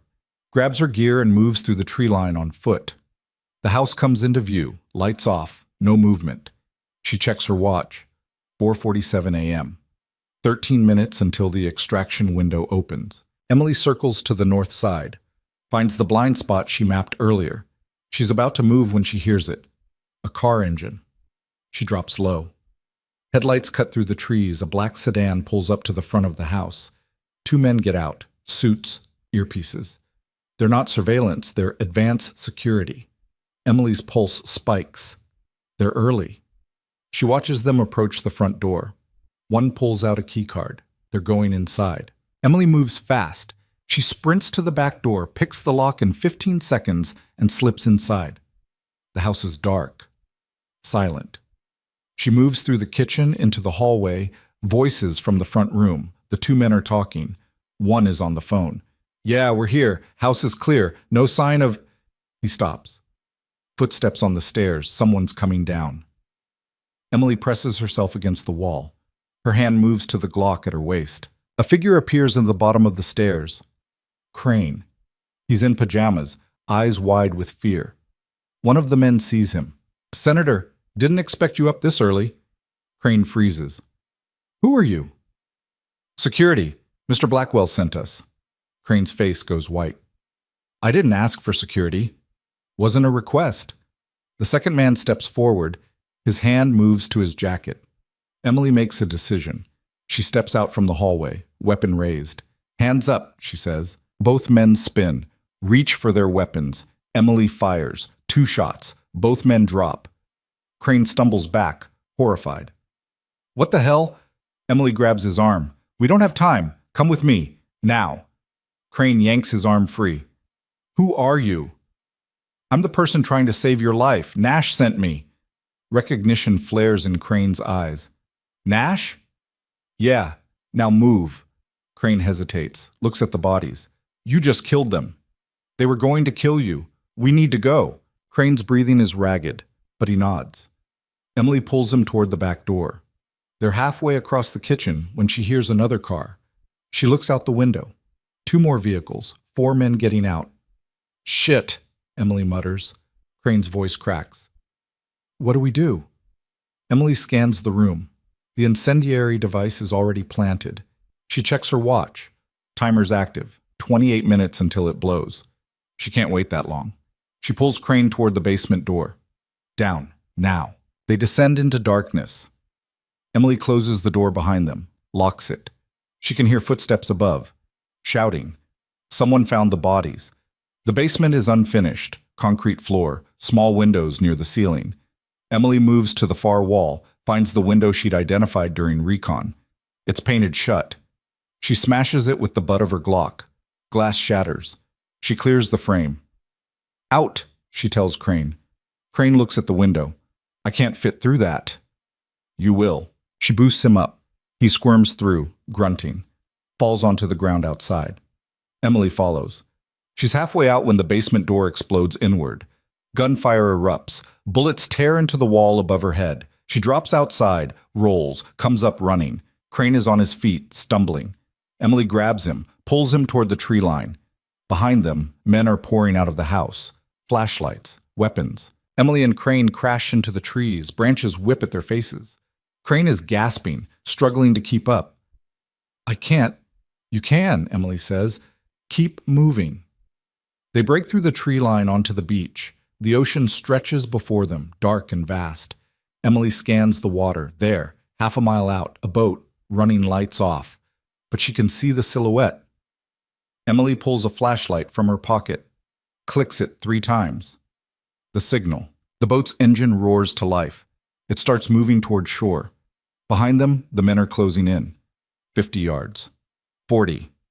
Emily shoves Crane toward the water. Swim! Crane looks at the waves. I'm not a strong swimmer. Then float. Just get in the water. Gunfire erupts. Sand kicks up around them. Emily returns fire, forcing the men into cover. Crane runs into the surf, stumbles, falls, gets up, keeps going. Emily backs into the water, firing. Her magazine runs dry.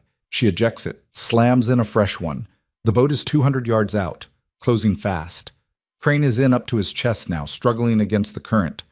Emily dives in, swims hard. She reaches Crane, grabs him. Don't fight it. I've got you. She pulls him toward the boat. Her arms burn. Salt water stings her eyes. The boat is 100 yards out. 75. Bullets hit the water around them. Emily dives, pulling Crane under. They surface. She keeps swimming, 50 yards. The boat cuts its engine. 2 agents lean over the side, reaching, 20 yards. Emily shoves Crane forward. The agents grab him, haul him aboard. Emily's right behind. Hands pull her up. She collapses on the deck. The engine roars. The boat turns, speeds away. Behind them, on the shore, the men are still firing, but the bullets fall short. Emily lies on the deck, gasping, water streaming from her clothes. One of the agents leans over her. You okay? Emily nods. Can't speak yet. Crane is beside her, shaking. What about my family? The agent hands him a phone. They're safe. Talk to your wife. Crane takes the phone with trembling hands, dials, waits. His face crumbles when she answers. Emily looks away, gives him privacy. She checks her watch. The incendiary should go off in 6 minutes. She looks back at the shore. The house is just visible through the dawn light. The agents are busy securing Crane. One of them sits beside Emily. Hell of an extraction, he says. Emily wipes her face. It got messy. They usually do. Emily closes her eyes. Her shoulder throbs where she was grazed during the convoy ambush. Her ribs ache. She's running on empty. But Crane is alive. The boat docks at a private marina 30 miles down the coast. Nash is waiting. He pulls Crane off the boat, hands him to a team of marshals. "You did good, Senator," Nash says. "We'll take it from here." Crane looks back at Emily. "Thank you." Emily nods. She doesn't trust herself to speak. Crane is led to a van. It drives away. Nash turns to Emily. "You hurt?" "I'm fine." Liar. He gestures to a medic standing nearby. "Get her checked out." Emily waves him off. "I said I'm fine." Nash's phone buzzes. He checks it. His expression hardens. "What?" Emily asks. Nash shows her the screen. It's a news alert. Breaking. Beach house explosion kills Senator Richard Crane. Federal investigation underway. Emily reads it. "Reeves planted the body?" "Yeah, fire's already spreading. By the time investigators get there, it'll be a crime scene. Body will be burned, but identifiable enough to close the case." Emily exhales. "So Blackwell thinks I succeeded. For now." Nash pockets the phone. "But we've got a problem." "What kind of problem?" Nash pulls up another file on his phone. Security footage. From the beach house. The two men Emily shot. "Blackwell's going to want to know what happened to his advance team," Nash says. "And when he sees this footage, he's going to know someone else was there." Emily's stomach drops. "The cameras. Yeah, we're scrubbing them now, but Blackwell's paranoid. He's got backups, off-site servers. It's only a matter of time before he sees it." Emily's jaw tightens. "So I'm blown." "Not yet, but close." Nash looks at her. "We need to move fast, 48 hours, maybe less. We use that time to get everything we can, names, accounts, locations. Then we burn Vanguard to the ground." Emily's mind is racing. "How?" Nash pulls out a different phone, shows her a file. "Crane gave us access codes, encrypted servers, financial records, everything Vanguard's been hiding for a decade. But we need someone on the inside to upload a worm, someone Blackwell still trusts." Emily's blood runs cold. "You want me to go back?" "One last time." Emily stares at him. "You're insane." "Probably." Nash steps closer. "But you're the only one who can do this. Blackwell thinks you killed Crane. He thinks you're loyal. You've got access. You walk in, upload the worm, walk out. 10 minutes. That's all we need." Emily shakes her head. "And if they catch me?" Nash doesn't answer. His silence is answer enough. Emily looks out at the water. The sun is rising now, orange light bleeding across the waves. She thinks about Frost, about the man who took a bullet because of her, about every person Vanguard has destroyed. She turns back to Nash. "When?" "Tomorrow night. Blackwell's hosting a gala. All the key players, senators, CEOs, generals, black tie event. You'll have access to the main server room during the party. 10 minutes. That's all you need." Emily takes the phone, studies the file. "The server room is on the 3rd floor. Restricted access. Key card required." "How do I get the key card?" she asks. Nash pulls one from his pocket. "Klein's. We cloned it this morning." Emily pockets it. "And then?" "Then you run. We'll have extraction ready. Rooftop. Helicopter. You get to the roof, we pull you out." Emily's hands are shaking. She clasps them together. "What if I don't make it to the roof?" Nash puts a hand on her shoulder. "Then you fought like hell, and we finished this without you." Emily pulls away. "That's not comforting. It's not supposed to be." Emily walks to the edge of the dock, looks down at the water. Her reflection stares back. Pale, exhausted, hollow-eyed. She doesn't recognize herself anymore. "Harper," Nash says behind her. She turns. "You've done more than anyone could have asked," he says. "If you want out, I'll understand. We'll find another way." Emily wants to say yes, wants to walk away, disappear, become someone new. But she knows she can't, because Vanguard won't stop. Even if Blackwell falls, there'll be someone else, another network, another monster, unless she burns it all down. "I'll do it," Emily says. Nash nods. "I'll have everything ready." Emily spends the rest of the day preparing. She returns to her apartment, showers, tries to sleep. Can't. Her mind won't stop spinning. At 6 p.m., Nash calls. "Package is ready. Black dress. Heels." Invitation. Everything you need. Emily picks up the package from a dead drop 2 blocks away. Inside, the dress is elegant, expensive. The invitation is embossed with gold lettering. You are cordially invited to the Vanguard Foundation annual gala. Emily almost laughs. They're not even hiding it anymore. She dresses, does her hair, makeup. She looks like someone who belongs at a gala. Someone with money, power, influence. Someone she's not. At 8 p.m., a car picks her up. The driver doesn't speak, just drives. The gala is at a mansion on the north side of the city. Sprawling estate, valet parking, security at every entrance. Emily steps out of the car, hands her invitation to the guard at the door. He scans it, waves her through. Inside, the mansion is opulent. Crystal chandeliers, marble floors, a string quartet playing in the corner. Guests in tuxedos and gowns, champagne glasses in hand. Emily takes a glass from a passing waiter, scans the room. Klein is near the fireplace, talking to a man in a military dress uniform. Blackwell is at the center, holding court with a group of senators. Emily's heart is pounding, but she keeps her face neutral. She moves through the crowd, nodding politely, making small talk when necessary. She's halfway to the stairs when Blackwell sees her. He excuses himself from the senators. Approaches. "Miss Brennan," he says. His smile is warm, but his eyes are cold. "I wasn't sure you'd come." Emily raises her glass. "Wouldn't miss it." Blackwell studies her. "I heard about Crane. Well done." "Thank you." "Walk with me." It's not a request. Blackwell leads her through the crowd out onto a balcony. The city stretches below, glittering in the night. They're alone now. Blackwell turns to face her. "I need to ask you something." Emily's pulse spikes, but she keeps her voice steady. "What?" "The men I sent to monitor you. What happened to them?" Emily doesn't blink. "They were compromised. Crane had backup I didn't know about. Federal agents. They killed your men. I barely got out." Blackwell's eyes narrow. "And yet Crane is dead." "I finished the job. That's what matters." Blackwell steps closer. "You see, I want to believe you, but something doesn't add up." Emily's hand drifts toward her purse. The Glock is inside. Small, concealed. "What doesn't add up?" she asks. Blackwell pulls out a phone, shows her a video. It's security footage from the beach house. Emily shooting the 2 men. Her blood goes cold. "You killed them," Blackwell says quietly. "Not federal agents. You." Emily's mind races. "They were about to blow my cover. I had no choice."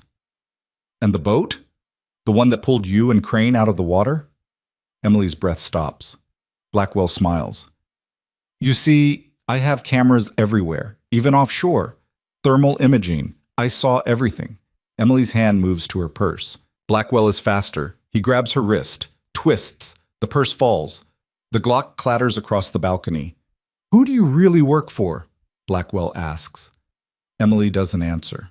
Blackwell pulls a weapon from his jacket, presses it against her ribs. "Tell me the truth, and maybe I let you live." Emily meets his eyes. "I work for the people you've been destroying, and we're going to burn you to the ground." Blackwell's expression doesn't change. "Wrong answer." He pulls the trigger. The gunshot is muffled. Pain explodes in Emily's side. She gasps, stumbles back. Blackwell catches her, holds her upright. "You were good," he says, "but not good enough." Emily's vision blurs. She can feel blood spreading across her dress, but she's still standing because the thumb drive is in her other pocket. The worm. She just needs to get to the server room. Blackwell is about to fire again when the balcony door bursts open. Klein steps out. "Sir, we have a problem."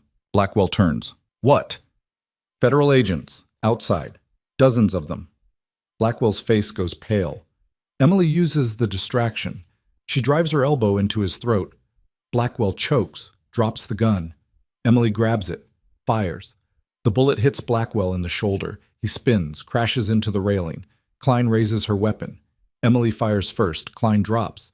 Emily stumbles back inside. The gala is chaos now. Guests screaming, security shouting, sirens wailing outside. Emily clutches her side. Blood seeping through her fingers. She moves through the crowd toward the stairs. She reaches the 3rd floor. The server room is at the end of the hall. She swipes the key card. The door unlocks. Inside, rows of servers hum. Emily finds the main terminal, pulls out the thumb drive with shaking hands. She jams it in. The screen flares. Uploading. The door behind her explodes. Blackwell storms in, blood pouring from his shoulder, weapon raised. "Step away from the terminal," he says. Emily doesn't move. The upload is at 40%. "Step away." Emily looks at him. Blood on her dress. Pain screaming through her side. "No," she says.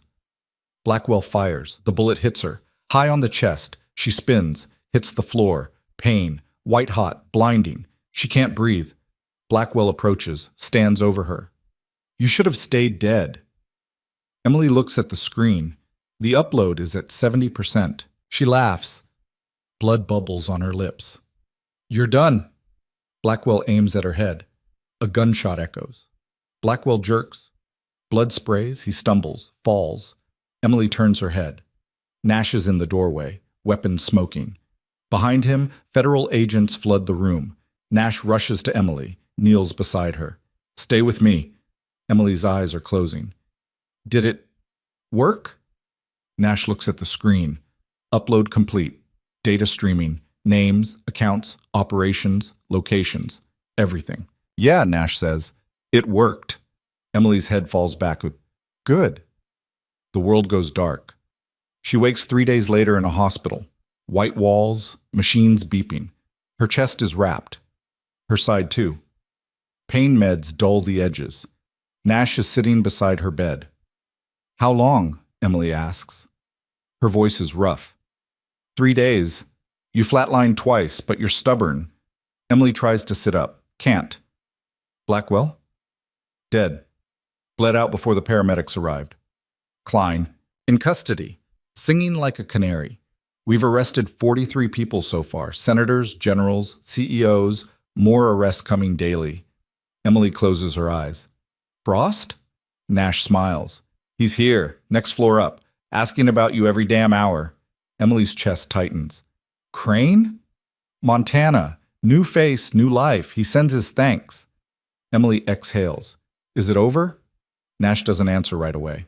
"The network's broken," he says finally, "but Vanguard's bigger than we thought. We're still finding pieces. Offshore accounts, shell companies, operatives we didn't know existed." Emily looks at him. "How much bigger?" Nash pulls out a tablet, shows her a map. Red dots scattered across continents. "We shut down the head," he says, "but the body's still moving." Emily stares at the map. Dozens of dots, maybe hundreds. "Then it's not over," she says. "No," Nash agrees. "It's not." Emily closes her eyes. Exhaustion pulls at her. Nash stands. "Get some rest. We'll talk when you're stronger." He's almost to the door when Emily speaks. "Nash?" He turns. "Thank you," she says, "for pulling me out." Nash nods. "You earned it." He leaves. Emily lies in silence. The machines beep. The pain meds hum through her veins. She should feel relieved, victorious. But all she feels is tired. 2 weeks later, Emily is discharged. Nash drives her to a new apartment. Different city, different name. "Julia Brennan is dead," Nash says. "Officially, killed during the raid. Body identified." Emily nods. "And Emily Harper, also dead. You're someone else now." He hands her a new ID, new passport. Rachel Quinn. Emily stares at it. Another ghost, another life. "How many times?" she asks. Nash almost smiles. "As many as it takes." He stands to leave, pauses at the door. "For what it's worth," he says, "you saved a lot of lives. The data you uploaded is taking down networks we didn't even know existed." "You did good." Emily doesn't respond. Nash leaves. Emily sits alone in the empty apartment. Her phone buzzes. Unknown number. She stares at it, then answers. A man's voice, weak but familiar. "Harper?" Her breath catches. "Frost?" "Yeah, Nash gave me your new number. Hope that's okay." Emily's throat tightens. "How are you?" "Better. Physical therapy's hell, but I'm walking. You?" "Same." Silence. Comfortable. "Listen," Frost says. When you're healed up, can I buy you that drink? Emily almost smiles. I'm supposed to be dead. So am I. We can be dead together. Emily closes her eyes. Maybe. I'll take that as a yes. They talk for a few more minutes. Small things. Recovery. Physical therapy. The weather. When they hang up, Emily feels something she hasn't felt in years. Hope. She walks to the window, looks out at the city. Her phone buzzes again. Another unknown number. She hesitates, then answers. A woman's voice. Calm. Cold. Familiar. Hello, Rachel. Emily's blood freezes. You thought you destroyed us, the voice continues.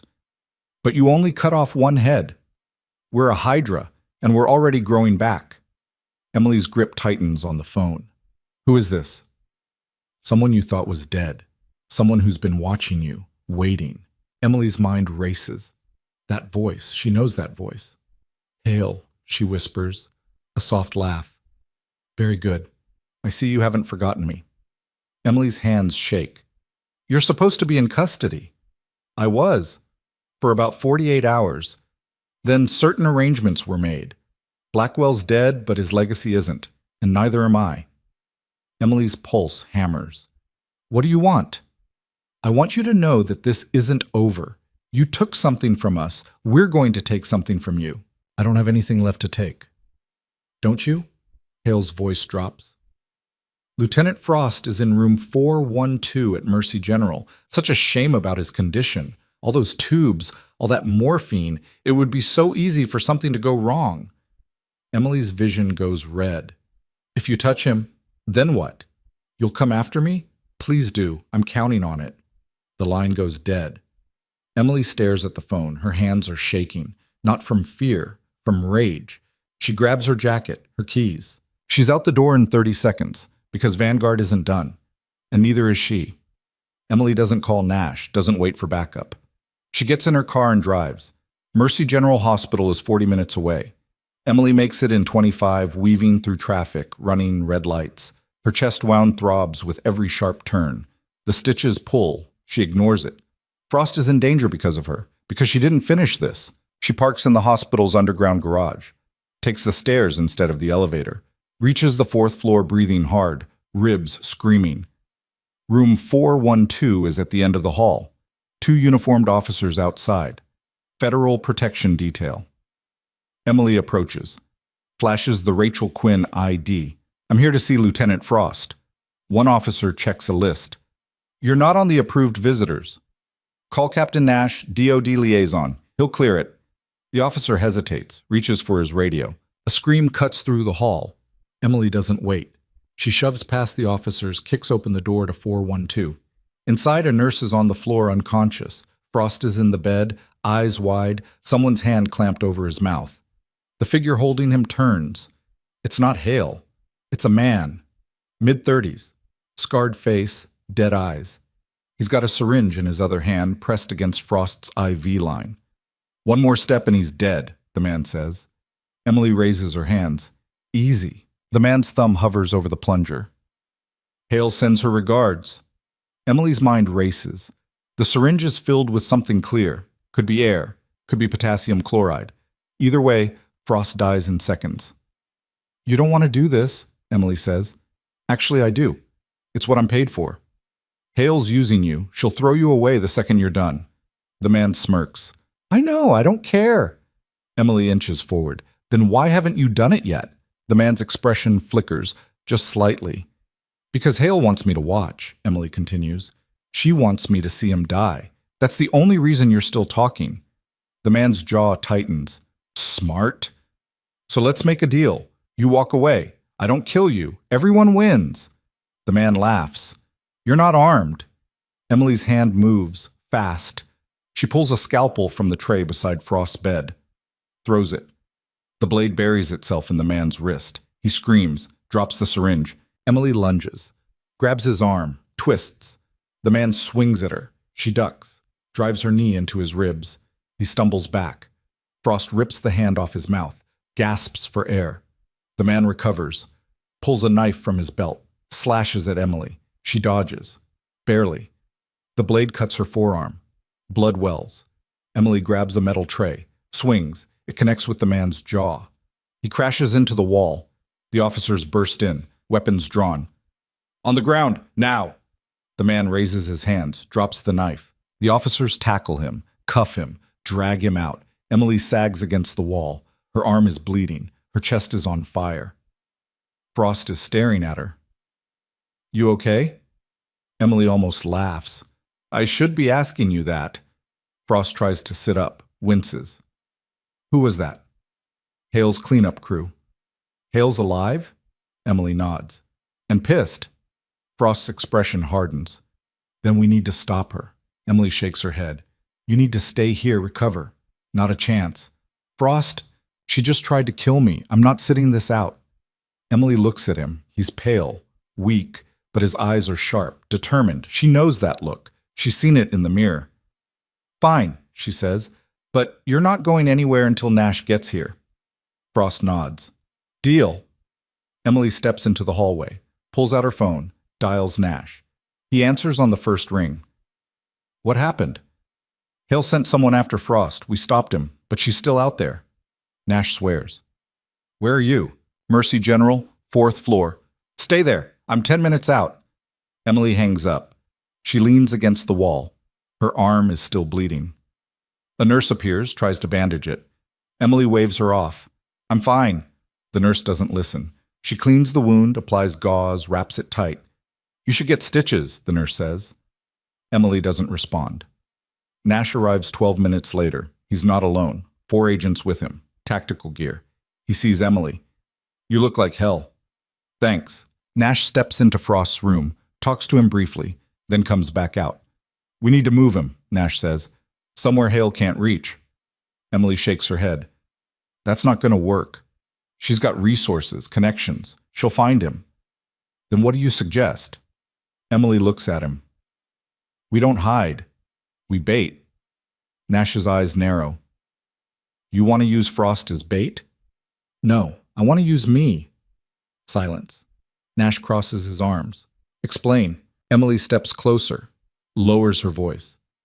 Hale wants me. She made that clear, so I give her what she wants. I let her find me. And when she comes, we take her down. Nash shakes his head. That's suicide. It's the only way to end this. Harper, she's not going to stop. You know that. She'll keep coming. For Frost, for Crane, for everyone I've ever worked with. The only way to stop her is to confront her, directly. Nash studies her. And you think you can take her? Emily's jaw tightens. I've done it before. Nash doesn't look convinced, but he doesn't argue. Where? He asks. Emily thinks. Port Vega, the warehouse where I first met Blackwell. It's isolated, easy to control, and Hale knows it. She'll come. Nash nods slowly.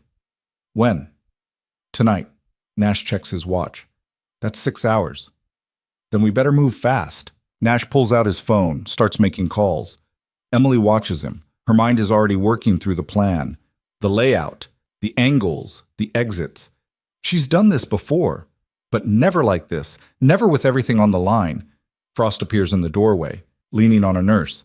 His face is pale but determined. I'm coming with you, he says. Emily shakes her head. No, I'm not asking. Nash looks between them. Frost, you can barely stand. I'll manage. Emily steps closer. You're a liability. You'll get yourself killed.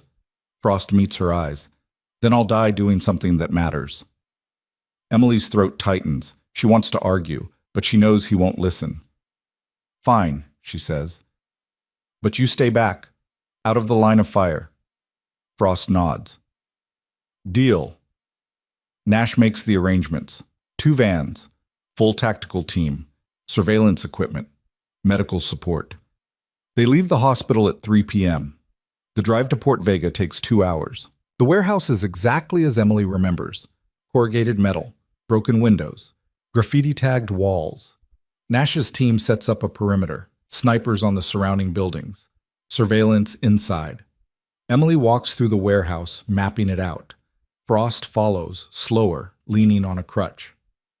You sure about this? Frost asks. Emily doesn't look at him. No. Then why are we doing it? Emily stops, turns. Because if we don't, Hale wins. She keeps running, keeps killing, and we spend the rest of our lives looking over our shoulders. Frost nods. Okay. They walk in silence for a moment. Harper, Frost says. Emily turns. When this is over, he hesitates. What are you going to do? Emily looks at the warehouse, the shadows, the emptiness. I don't know, she says honestly. Frost studies her. You ever think about just stopping? Emily almost laughs. Every day. But you don't? No. Why? Emily thinks about it. Because someone has to. Frost smiles. Sad. Tired.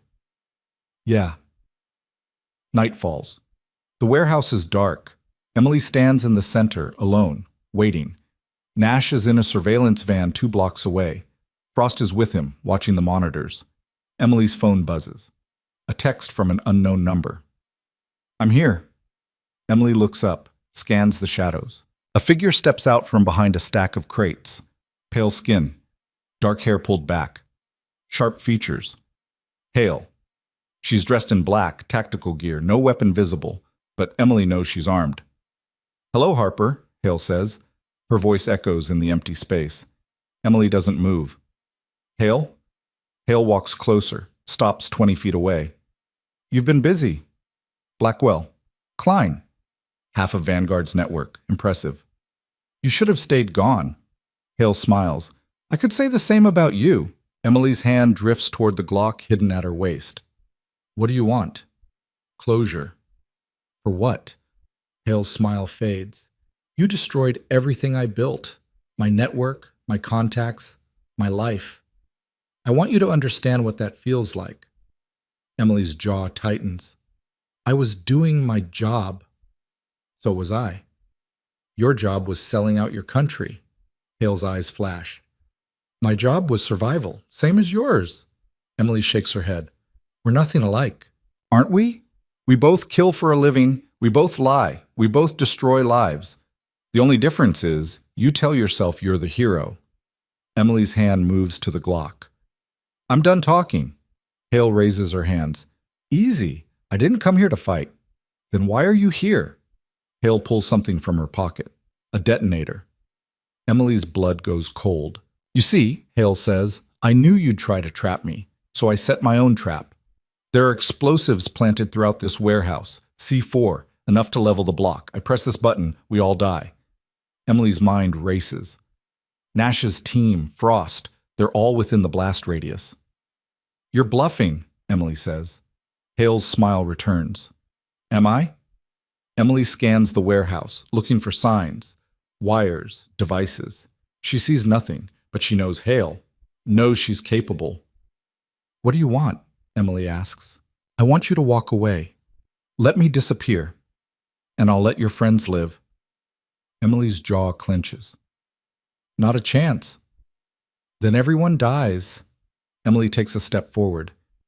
You die too. Hale shrugs. I've made my peace with that. Have you? Emily stops. Her mind is racing, looking for an angle, any angle. Then she hears it. A faint sound. From above. A sniper. Nash's team. Emily's eyes flick up, just for a second. Hale sees it. Her expression hardens. Bad move. Her thumb moves toward the button. Emily draws the Glock. Fires. The bullet hits Hale's hand. The detonator flies. Hits the ground. Skids across the concrete. Hale lunges for it. Emily tackles her. They crash to the floor. Hale drives her elbow into Emily's ribs. The wound from the gala reopens. Pain explodes. Emily gasps. Hale shoves her off, scrambles toward the detonator. Emily grabs her ankle, pulls. Hale kicks. Her boot connects with Emily's face. Stars burst. Emily rolls, comes up. Hale has the detonator. She raises it, smiling. Goodbye, Harper. A gunshot echoes. Hale jerks. Blood sprays. She stumbles. Falls. Emily looks up. Frost is standing in the doorway, weapon raised, leaning heavily on the doorframe. He fired the shot. Hale is on the ground, gasping, blood pooling beneath her. Emily crawls over, kicks the detonator away. Hale looks up at her, blood on her lips. You think you've won? Emily doesn't answer. Hale coughs. There are others. Vanguard doesn't die. With me. Emily leans closer. Then I'll find them too. Hale's eyes close. Her breathing stops. Emily sits back, exhausted, bleeding, alive. Frost limps over, sits beside her. You okay? He asks. Emily looks at him. You're supposed to be in the van. Frost smiles, tired. I don't follow orders well. Emily almost laughs. Nash and his team flood the warehouse. Medics rush to Emily and Frost. Bomb squad sweeps the building. They find the explosives. 12 devices. Enough to level 3 city blocks. But they're not armed. No detonators. No triggers. Hale was bluffing. Nash tells Emily this 2 hours later. They're in the back of an ambulance. Emily's getting stitches. Again. She didn't have a real plan, Nash says. She was desperate. Emily winces as the medic ties off a suture. She almost won. But she didn't. Emily looks at him. What about the rest of Vanguard? Nash pulls out a tablet, shows her a map. The red dots are gone, replaced by green. Arrests across 17 countries. 463 operatives in custody. Financial assets frozen. Shell companies dissolved. He looks at her. It's over, Harper. You did it. Emily stares at the map. All those lives, all that destruction. Gone. But she doesn't feel victorious. She just feels tired. What about me? She asks. Nash closes the tablet. What about you? Am I Rachel Quinn, Emily Harper, someone else? Nash considers this. Whoever you want to be. Emily looks away. I don't know who that is anymore. Nash sits beside her. Then take some time. Figure it out. You've earned it. Emily doesn't respond. 3 weeks later, Emily is sitting in a coffee shop in a city she's never been to before. She's wearing jeans and a sweater. No makeup. Hair down. She looks like anyone else. No one recognizes her. No one stares. She's invisible again. Her phone buzzes. A text from Frost. How's the coffee? Emily smiles, types back. Terrible, you'd hate it. Where are you? Somewhere quiet. That's not an answer. Emily looks out the window. Trees, mountains, a town so small it doesn't have a traffic light. I'll tell you when I figure it out. A pause. Then, fair enough. Call me when you're ready. Emily sets the phone down, sips her coffee. It really is terrible, but she doesn't care. For the first time in 8 years, she's not running, not hiding, not pretending. She's just existing. Her phone buzzes again. Different number. Nash. Job offer? Interested? Emily stares at the message. Part of her wants to say yes, go back, do what she's good at. But another part, the part that's been buried for so long, says no. She types back. Not yet. When? I'll let you know. She deletes the message thread. Powers off the phone. The barista approaches. Refill? Emily looks up. The barista is young, mid-20s, friendly smile. You new in town? The barista asks.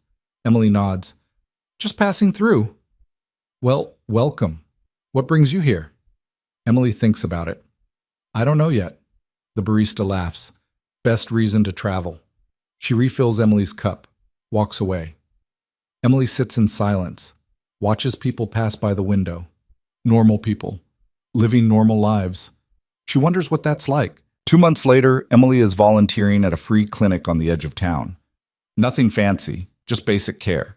Checkups, bandages, prescriptions. She's using the name Sarah Mitchell now. No one asks questions, no one digs. She's good at the work. Better than she expected. The skills come back easily. Triage, wound care, calm under pressure. One afternoon, a woman comes in. Late 30s, bruised face, broken wrist. Emily recognizes the signs. Domestic violence. She cleans the wound, sets the wrist, doesn't ask questions. But when the woman is about to leave, Emily hands her a card. If you need help, Emily says quietly, call this number. The woman looks at the card, then at Emily. What kind of help? The kind that gets you out. The woman's eyes fill with tears. She pockets the card, nods. Emily watches her leave. That night, Emily gets a call. The woman. She's ready to leave. Emily picks her up, drives her to a safe house 3 towns over, helps her get settled, stays until she's sure the woman is safe. When Emily gets back to her apartment, it's 3 a.m. She's exhausted, but she feels something she hasn't felt in years. Purpose. Not the kind that comes from taking down networks or hunting operatives. The kind that comes from helping someone who can't help themselves. 6 months later, Emily is running the clinic. Full-time. The previous director retired. Emily stepped up. She's hired 2 more nurses, expanded hours, started outreach programs. The town knows her as Sarah, the nurse who works too hard, who never says no, who shows up when no one else will. Frost visits once, unannounced. He walks into the clinic on a Tuesday afternoon. Emily's wrapping a kid's sprained ankle when she looks up and sees him. She almost drops the bandage. Frost smiles. Hey. Emily finishes the wrap, sends the kid on his way, then turns to Frost. What are you doing here? She asks. Checking in. I told you I'm fine. I know. I wanted to see for myself. They walk outside, sit on a bench. The town is quiet, peaceful. You like it here? Frost asks. Emily looks around. Yeah, I do. You going to stay? Emily hesitates. I don't know. Frost nods. Nash is asking about you, wants to know if you'll come back. What did you tell him? That you'll let him know when you're ready. Emily smiles. Thanks. They sit in silence, comfortable. You know, Frost says, I never thanked you for saving my life. Again. Emily looks at him. You don't have to. I want to. Emily's throat tightens. You would have done the same. Maybe. But you did it, and I'm here because of you. Emily doesn't know what to say, so she just nods. Frost stands. I should go. Let you get back to work. Emily stands too. Frost. He turns. That drink. The one you offered. Rain check? Frost grins. Anytime. He walks to his car, drives away. Emily watches him go, then goes back inside. A year later, Emily is standing in front of the clinic. It's bigger now, renovated, new sign, new equipment. A reporter from the local paper is interviewing her. So, Ms. Mitchell, the reporter says, what made you decide to expand the clinic? Emily thinks about it. Because people need help, and if I can provide it, I should. Do you have a background in healthcare? Emily smiles. Something like that. The reporter scribbles notes. Well, the town is lucky to have you. Emily doesn't respond. She's learned not to accept praise. It makes her uncomfortable. The interview ends, the reporter leaves. Emily stands alone, looks at the clinic, at the people walking in and out, patients, staff, volunteers. She built this, not with violence, not with deception, with care, with purpose. Her phone buzzes. Nash. Still not ready? Emily types back.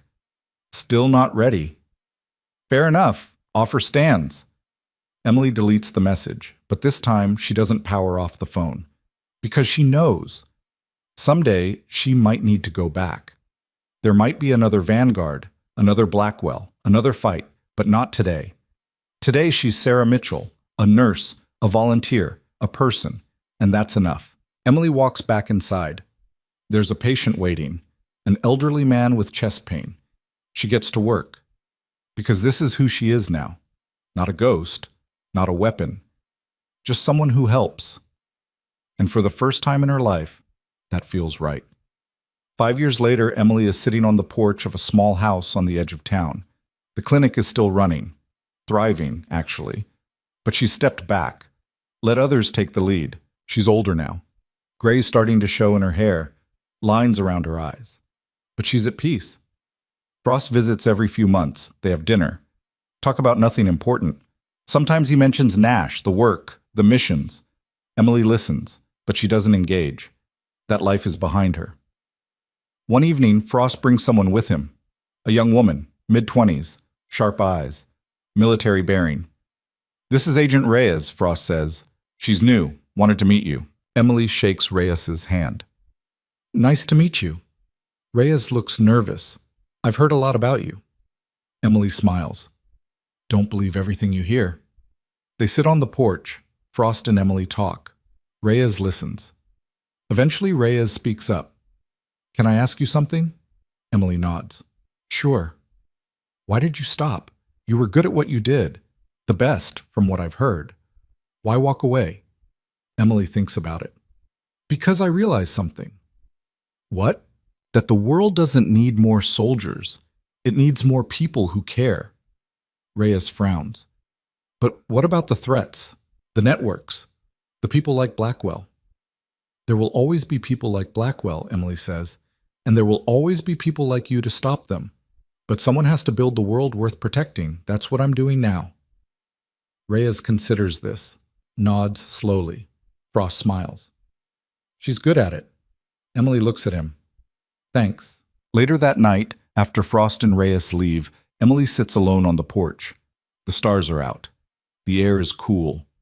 She thinks about everything she's been through, the pain, the loss, the sacrifices, and she realizes something.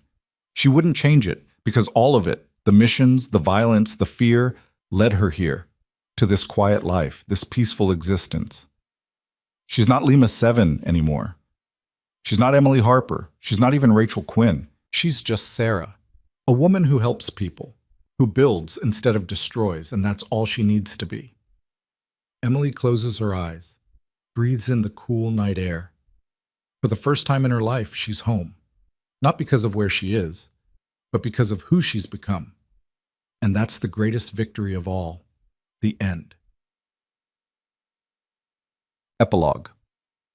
10 years later, the clinic has grown into a full community health center. It serves 3 towns now, offers mental health services, addiction counseling, job training. Emily, still known as Sarah, runs it with a team of dedicated staff. She's in her 50s now, moves a little slower, but her mind is sharp, her hands steady. One day, a teenage girl comes in. Bruised, scared, won't make eye contact. Emily recognizes herself in that girl. The fear, the desperation. She sits down, speaks quietly. You're safe here. The girl looks up, tears in her eyes. I don't know what to do. Emily hands her a tissue. You take it one step at a time, and you let people help you. What if it's not enough? Emily thinks about Blackwell, Hale, Vanguard, all the monsters she's faced. It will be, she says, because you're stronger than you think. The girl wipes her eyes, nods. Emily helps her, gets her connected with a counselor, a safe place to stay. Resources. When the girl leaves, she turns back. Thank you. Emily smiles. Anytime. She watches the girl walk away. And she knows. This is why she stayed. This is why she built this place. Because every person she helps is a victory. Every life she saves is a win. Not against networks or conspiracies, but against the darkness that tells people they're alone, that they're powerless. Emily proved that wrong every single day, and she'll keep proving it for as long as she's able, because the world doesn't need more ghosts. It needs more light. And Emily Harper, Sarah Mitchell, is finally ready to shine.